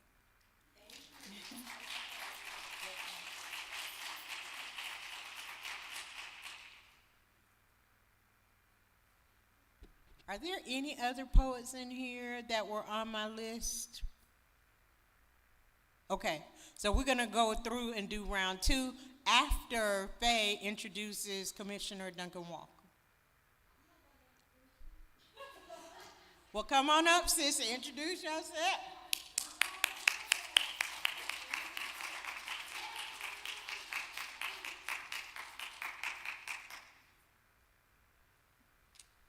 Good afternoon. I am always humbled when I am in the presence of greatness. And once again, I'm in the presence of greatness. From the time that I hit the parking lot, struggling to change from my flip-flops into my high heels, to the time that I hit the vestibule and went into my alternative wallet. Some of the older mothers will know what the alternative wallet is. To make sure that I could give the best that I could in the physical sense to a giant in this community, who I'm proud to say is not just a queen, but who is a warrior and who is my friend. Miss Faye has known me since before I was in the earth. And I mean that literally, because our families have been connected for a few generations now.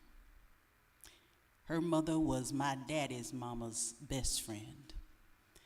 And so it seems to me that it makes sense that when I came into the earth, and when I moved back home from my schooling and my travels, that our paths would not only cross, but that she would become a mentor and a guide. So this honor that I feel today is gratitude, Miss Faye, immeasurable.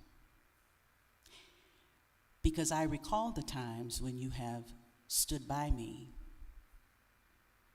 I remember the very first activism that I participated in, or led, I should say, in the city of Gainesville, Stand for Seminary Lane. I remember our late night calls. I remember the meetings. I remember your championship. It's something that I will never, ever, ever forget. And so to be here with you in this way today is my responsibility.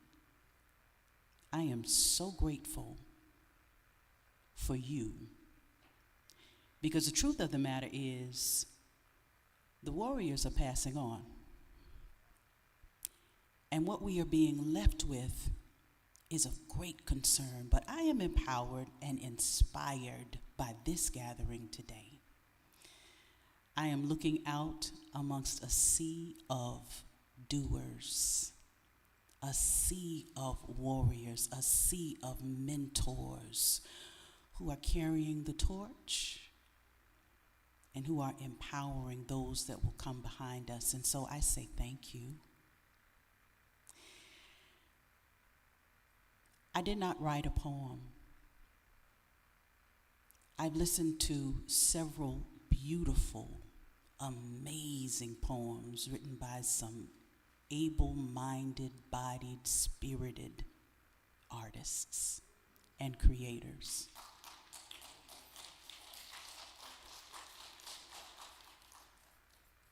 Miss Faye knows what I do on most Saturdays. Yeah, which is why I'm in all black. I'm in all black on a lot of Saturdays, Miss Faye. And the truth of the matter is, I have the opportunity to speak at funerals, and did so today at 2. But I rushed to get here to you so that I could speak life today to a woman who is so worthy and so deserving. And so without further ado, for all who are willing, I wonder if you would get a little bit closer and if you would touch somebody. If you are willing. Terry, touch me. Touch me, sis.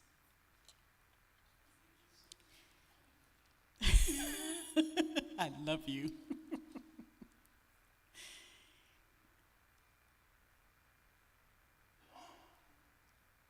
Miss Faye has made this request of me before, and today I want to honor that same request. As I invoke the spirit of the ancestors,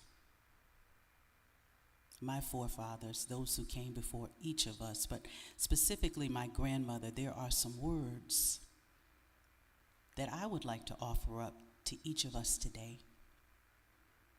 They guide me in my work and the way that I live my life. And I believe that they can be a guiding light for us all. So if you would kindly close your eyes and hear these words. I have to live with myself. And so, I want to be fit for myself to know. I want to be able, as the days go by, always to look myself straight in the eye. I don't want to stand with the setting sun and hate myself for the things that I've done. And I don't want to hide on a closet shelf a lot of secrets about myself. I want to go out with my head erect. I want to deserve all men's respect. But here in the struggle for fame and pelf, I just want to be able to like myself. I never can hide myself from me. I see what others may never see. I know what others may never know. I never can fool myself, and so whatever happens, I want to be self-respecting and conscience-free. Ashe?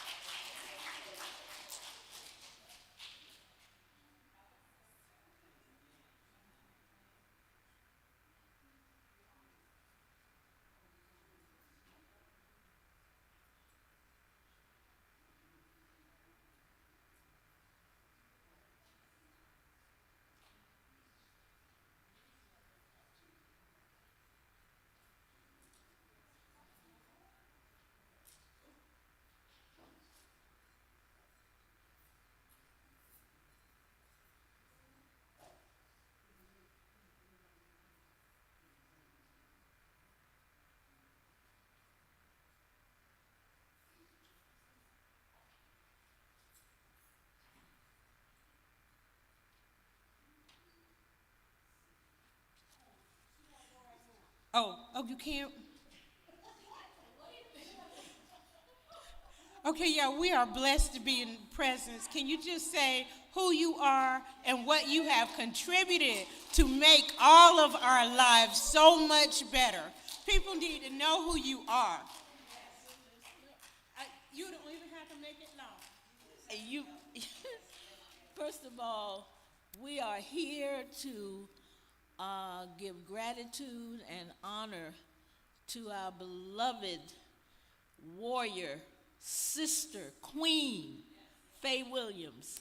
And I'm so thankful to be here in appreciation of your hard work. We knew each other in the North, and then I came here and ran into you. I was like, what are you doing here? You said, this is my home. I said, really? I had no idea, because you were in D.C. and I was in Philly when we were hooking up before. But I'm so pleased to be here and so thankful. And Faye, of course, worked with a lot of my colleagues from SNCC, Marion Barry, and others who had gone from the South to D.C. to carry on our struggle there. And Faye had been a part of turning D.C. around. Of course, you know, we got monsters there now. And I just want to say, I've been in the fight since 1962. I never thought I would see it get this bad. And to see everything almost that I know I've been in the struggle for being wiped out. And I'm still in the fight, friends. And the only way we're going to stop this madness is to unify under a big tent movement. And it begins with us cleaning house in November. Thank you.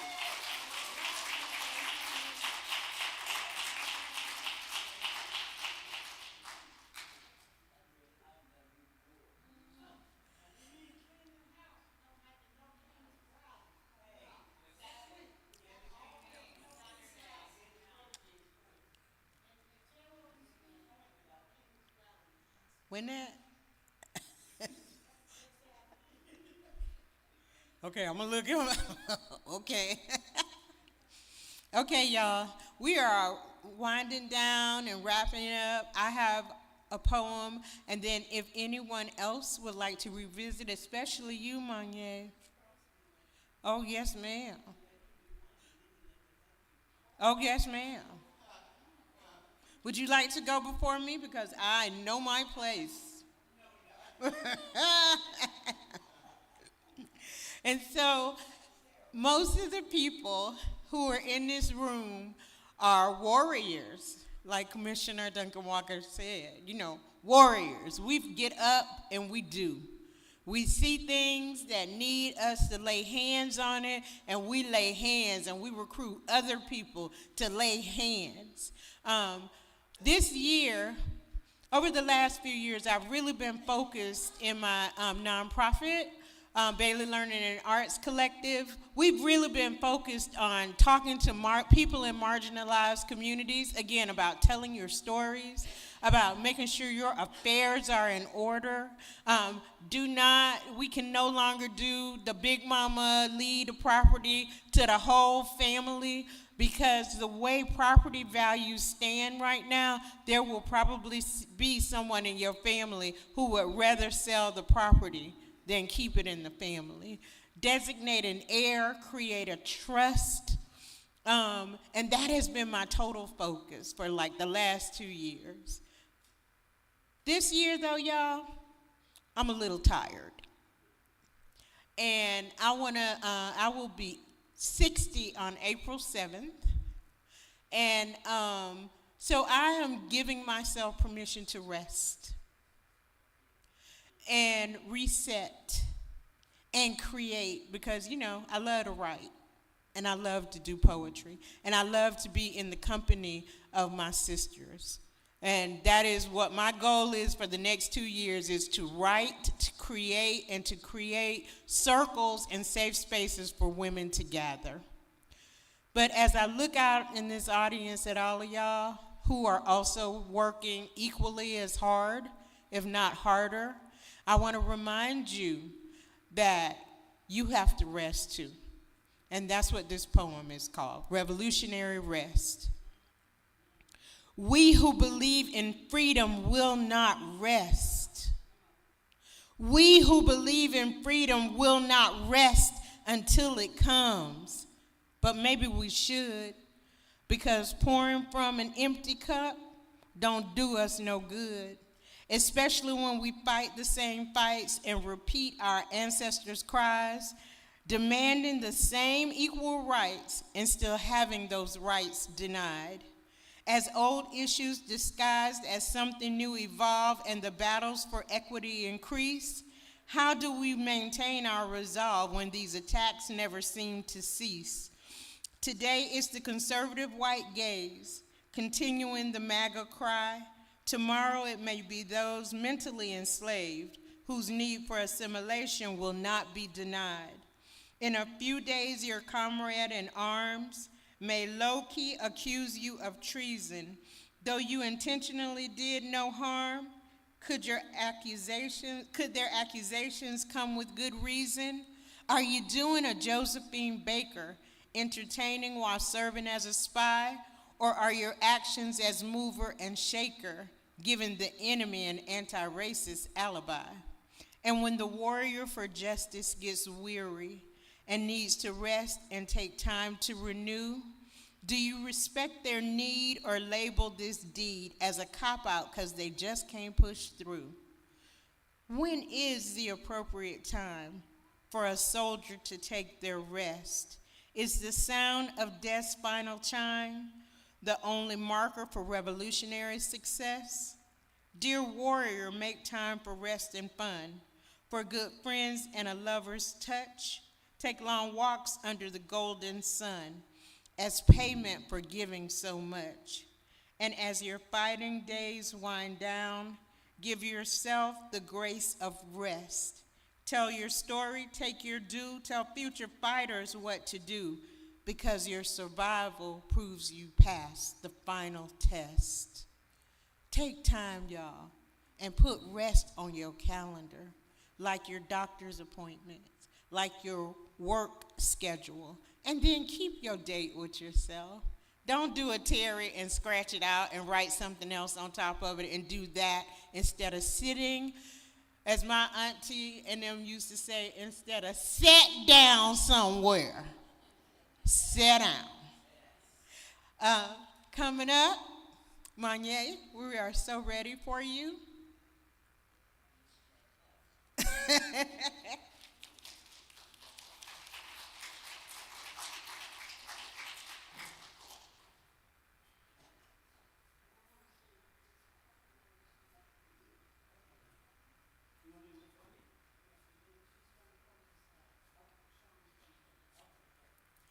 I really am very proud to be included in this, to hear all these young people with all these great ideas writing.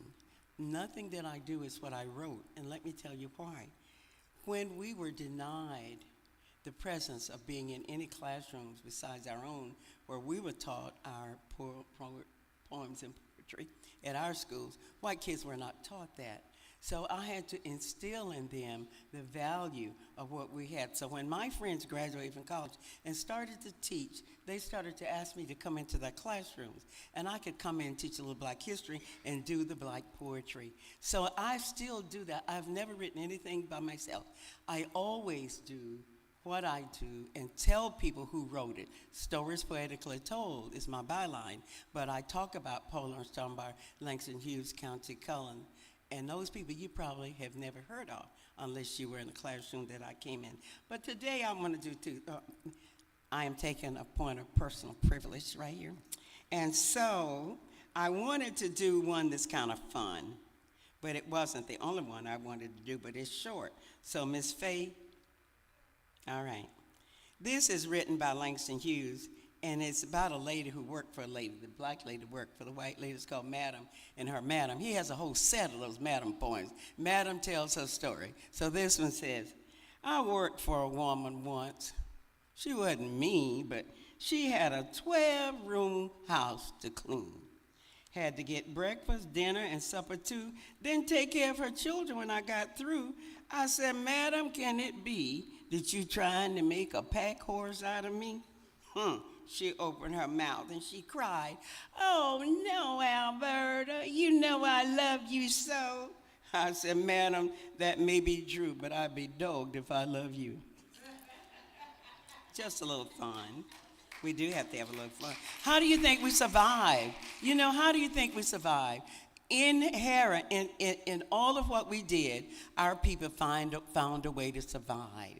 And it had to do with loving and living and giving to each other. So when we had to put down on white folks, that's just what we did. In the face or behind their back. But we perfected it. I just like to tell the truth. As Miss Sojourner did. You all know Sojourner Truth was born in Philadelphia. She was enslaved. And the story goes that she ran away. She said, no, I didn't run away. I walked away from that plantation.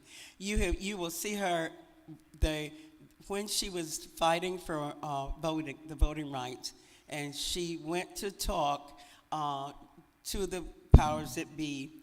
The story goes that Sojourner spoke this in African-American folk language. She really didn't, because the people who owned her were Dutch. So she pretty much spoke in standard English. I've done this piece in both. I'm going to do it in standard English today. And it's Sojourner saying, look at me.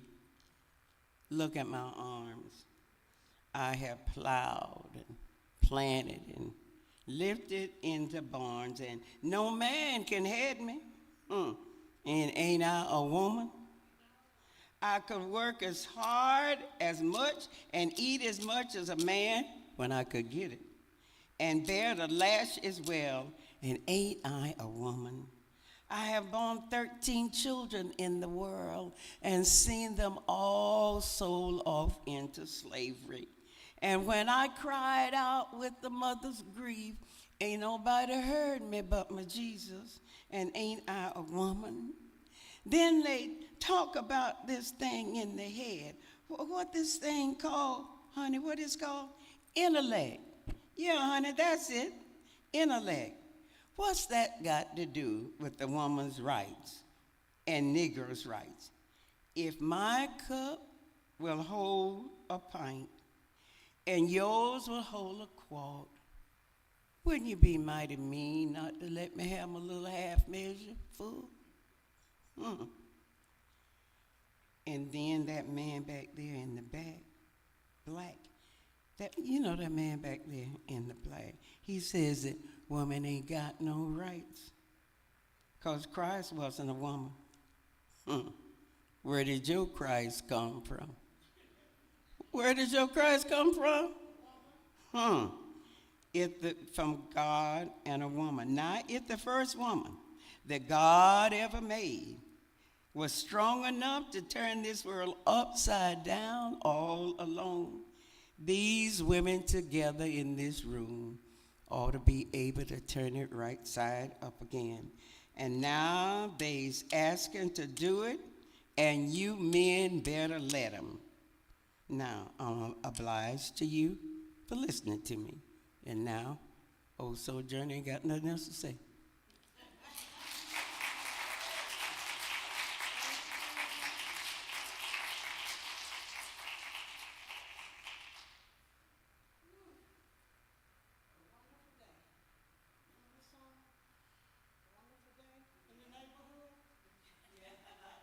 Wonderful day in the neighborhood, a lovely day in the neighborhood. Will you be mine? Will you be mine? Neighbor. I'm kind of overwhelmed, but thank y'all so much for being here. I just want to say one announcement before we bring up Reverend Rawls, and he's going to invite us. He got something he want to give you. But I just want to say a couple of things. I was invited to take a ride down to Tampa. And I wanted to get out of Gainesville, so it made a whole lot of sense for me to go to Tampa. I thought I was just going to ride down there and come right back. Turned out that they provided a hotel for me for 2 days and the food, and they took care of me. That was a beautiful thing because they had done a little bit of research about what I had done in Gainesville. And so sometimes they come back to you in different ways. You know, it's not always about money. It's about accepting you and your ideas and your actions, and that helps a lot. So if anybody knows someone who owns a hotel, give them my number, okay? It could be in Tampa, it could be in Gainesville, but I do need to rest, just like Terry told me. I do need to rest. So give them my number, and I would love to rest for a couple of days. But when I went to Tampa, I was just riding with Jody. Jody's not here. And we went to an environmental hazards conference. You know, we know what the environmental hazard is about. And came in, thought, I'd just go there for a minute, and then I'd go upstairs and go to bed because I was tired. And I opened the door, and there was like 60 to 75 black people. You hear me? Yeah. Black people talking about environmental justice. I broke down. I couldn't even move out the door. I broke down. I could not believe that we had 75 black people from Florida. I'm used to that up in D.C. But to have 75 environmental justice activists in Florida, that broke me down. And it was wonderful to be in that position. I thought I went down just to be able to eat some good food, use the TV, do the remote like this. That didn't happen. Well, I did eat a whole bunch of good food. That was great. But the remote, I didn't even look at TV because I was in every workshop that they offered to us, and it was powerful. And I decided that day, another thing, this was organized by a black man. His name is Walter Smith. His father was the 7th president of FAMU and has always dealt with environment, agriculture, all of that. That's why he created this environmental conference. His father's gone, but he made this happen. It was sponsored also by the city. You hear me? By the city. Don't tell Desmond I was talking about the city. But I'm hoping that our city will rise up and do the same thing. Because we need this. I can give you at least 3 examples. Like the cement plant down on Depot Avenue, close to Porter's Quarters. We should not be breathing in that dust. The woman should not have had to leave her house because she has 2 children who have asthma, and the doctor told her, you got to move out the house immediately before you kill your children. And I pray every day because I see the students coming from the University of Florida. They be jogging, but they're jogging in with all the dust that's coming out of the cement plant. That's not helping them. You can jog as long as you want, but that dust is going to kill you, just like it's killing the people in my neighborhood. Then we go out to the landline out on 15th Street. Y'all know about the landline out there where you put the garbage. That's another struggle, environmental hazard struggle. The other thing, Williams School. Lead. And you wonder why children are flunking out? The brain, that's processing the brain. So they're not able to learn. When you have lead, you can't really think. Nobody should have lead in their homes. If you can change anything in your home, those lead pipes, please do that as soon as possible. as soon as possible. So anyway, I was saying all of that because I decided that day when I listened to these folks, I decided that I was going to organize a black, brown, and everybody is invited conference, environmental conference here in Gainesville. And I've been talking with the county commissioners, and Ken Cornell is about to drive me crazy. He really is, because he's all about the environment. Anna, about to drive me crazy. Chestnut, they're about to drive me crazy. I put the word out, and they want to be in charge. So I had to back them up for a minute. I said, no, you're not in charge of this, baby. I'm in charge of this. Now, what I need from the county commission is some money. And they already allocated some money for the conference. And it's not enough. I should have asked for $50,000 instead of $30,000, and they haven't committed yet to $30,000. But we're going to have the money. But I'm hoping and praying now that our city councilwoman Desmond Duncan Walker's here, she'll be able to spread the word that we come into the city to ask for some more money, because this is open to everybody. It's not just Gainesville. It's Alachua County. So we're going to have the first reception probably out there in Hawthorne. Why keep it in Gainesville? Because Hawthorne got some major problems out there. I met with the mayor, and she begged to have some kind of event out in Hawthorne, and we're going to do that. And then we're going to end up on that Sunday for people who want to come to church. Guess which church I'm talking about? This one right here, Greater Bethel, Reverend Walls. It's going to happen right here on Sunday if you plan to go to church. And on Saturday, I'm looking for a place where we can really, really, really have the conference. And this is going to be statewide. People already organizing to come to Gainesville. The brother sent me a message this morning. And they're going to bring buses, and they want us to really just be able to treat our people, you know, in terms of environmental hazard. But they also want to jam. So if you know a place where we can go where we can really jam, let me know. I know y'all going to say hardwood, but I'm talking about on this side, east side, past Waldo Road, okay? Like in the black neighborhood. We got to do something in the black neighborhood, okay? Because we pay taxes too. And I think sometimes the city commissioner and the county commission forgets that. So we're going to make sure that Hawthorne gets the reception and the registration, and then the conference hopefully will be held right here in the city. So that's what I wanted to announce. And we've already decided the date. So the date is September the 18th, 19th, and 20th. So please put it on your calendar, because we're going to have the poets. We're going to have a whole lot of stuff happening. So please help me spread the word that we will be doing an environmental conference here in Gainesville.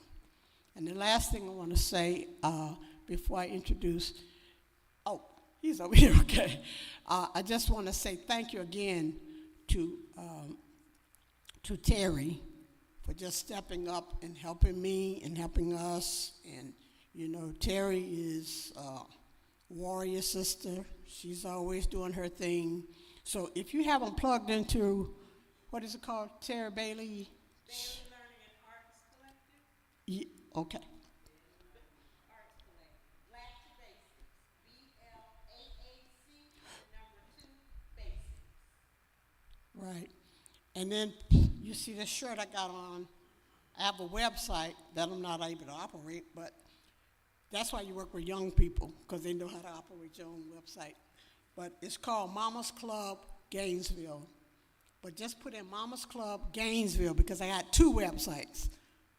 The second one, Mama's Club Gainesville, and you'll see all the events and everything that I'm doing right now. So it's pretty full for March, and we're going to have lots of events in April and May. So but thank you all so much. And I want to thank the Rawls again, and I'm asking the pastor to come up because he has something he wanted to announce. Thank you all so much. Somebody has some money, but they didn't know who to give it to. Well, I accept all the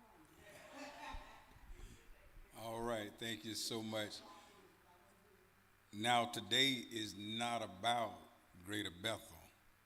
Today is about showing our love and appreciation and support for Sister Faye Williams. But Queen Mother, I learned to say yes, ma'am. Amen. I learned to say yes, ma'am, and yes, sir. And so Sister Faye Williams has asked me to pass out these VIP invites to our family and friends day. My brother right there that I shook hands with in the fellowship hall, you'll pass these out to them for me? I appreciate you, brother.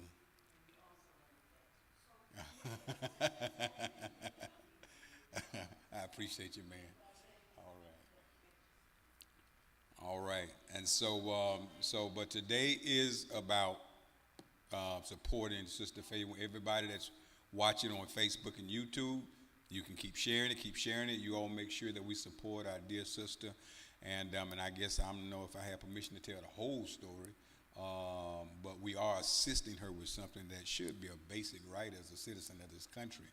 And but she has some medical things that she needs to attend to, and something that we should provide for all of our citizens. She does not have it, and so we're stepping in as a village to help her to make sure she gets the medical attention that she needs. And so please provide that support. You see the different avenues that you can use to provide that support. We thank you so much for showing up today. Continue to share this video so that others might share, and so even after today and next week and next year, you can still support the efforts of one of our leaders, Sister Faye Williams. Now I'm going to put it in the hands of IMC today, Ms. Terry Bailey.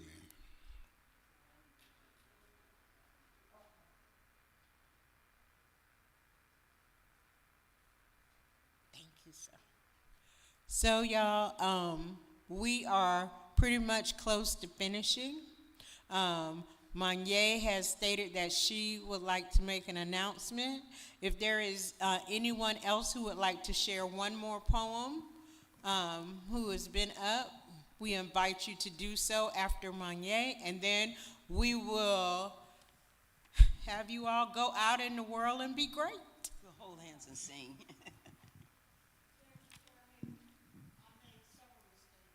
Okay.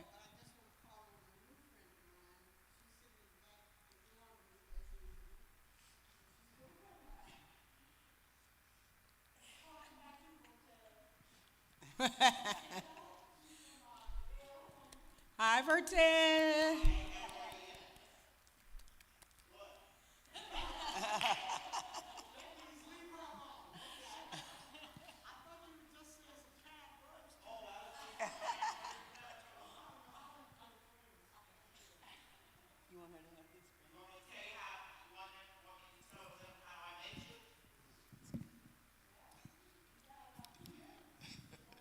Hi, my name is Vertes Burks, and I've been living here this is the 3rd year. I'm coming out from San Diego, California, but I was born in Fort Myers, Florida. But you know, after World War II, the family moved north, so we went to New York. And so when I came out here, it was like, where are my people? I'm looking for my people. And I went to Gay Pride, and that's how I met her. She was there, and she was sitting down, and I followed her. And I said, hello, miss. My name is, and I'm a lesbian. And she said, I said, do you know any lesbians around here? I'm looking for them. And so she said, okay, sit down. And we started talking from then. But it was a joy to meet her, and it's a joy to be here and to hear all these poets. I'm not a poet. I do write poems, Yes, with the help of AI. So that's my little thing. Thank you very much, Faye. Thank you.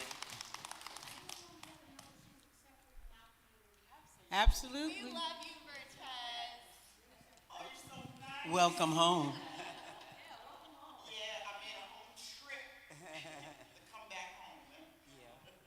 Thank you. Thank you, Miss. I'm so happy I'm here. You know, Faye we all do what Faye said, don't we? Even if we don't know what Faye said, if we find out by the grapevine, we do what Faye said. And I'm excited because, see, I went to school with Faye's mom, and her aunt is my classmate.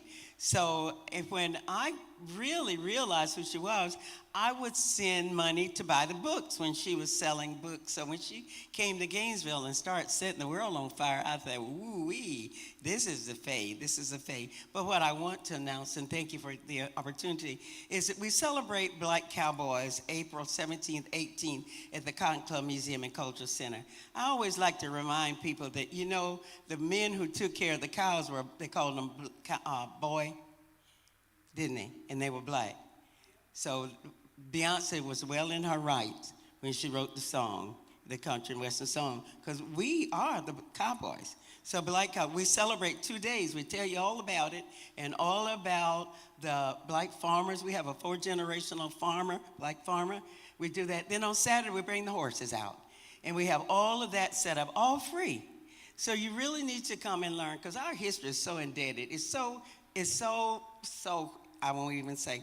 I want to say that. Then we all know that 19th of June is not Florida's emancipation. It belongs to Galveston, Texas. The 20th day of May is ours. So at the Cotton Club Museum and Cultural Center, we will have a full day of excellent energy, entertainment, and all on the 23rd of May. And that starts at 9:30 with a walk. We parade with our flags down to the museum and have an all-day 2-stage affair inside and out. Please, it's all free. Not that we can afford it, but that's what we do, because we want you to learn. We want to teach all who are willing to learn. That's our byline. We don't just fleece black folks, because white folks need to know. I'm just saying. I tell it this way all the time. And then white folks need to start talking. We need to get a find. Wait, your grandma, somebody must have told you something that I need to know that I didn't. I grew up in the house taking care of the children, so I know that part. Let me get this mic out of my hand. Come, baby, and get this mic out of my hand, because I'm way off center here. Thank you for the opportunity.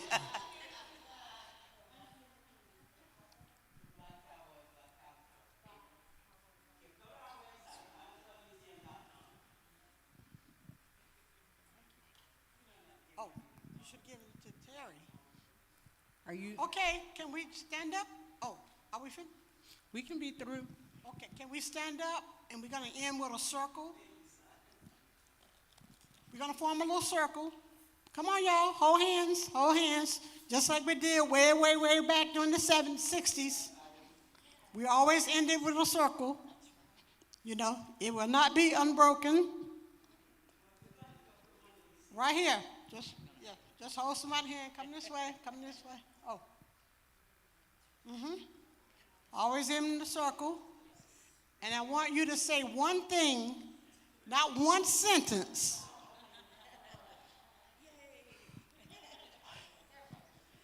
Let me stand over here, next to Terry. Have to stand next to Terry, and I have a reason. I want y'all to say, one word, not a whole sentence, but one word. This is a circle. One word, one word, one word. How do you feel for being here today? One word. We're going to start on the right side. Kat? Blessed.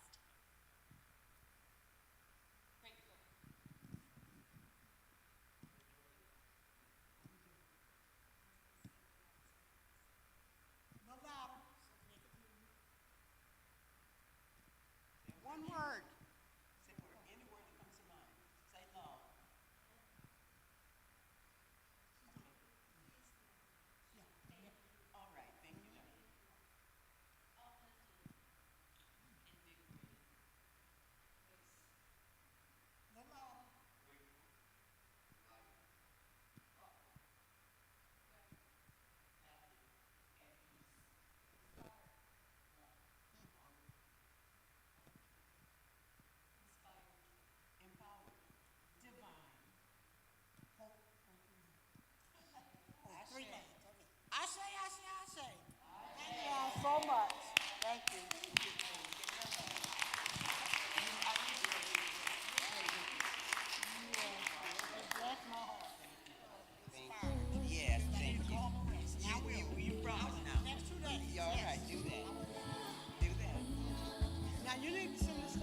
right? I will. Okay. I will. Put on the website. Yes. Yeah.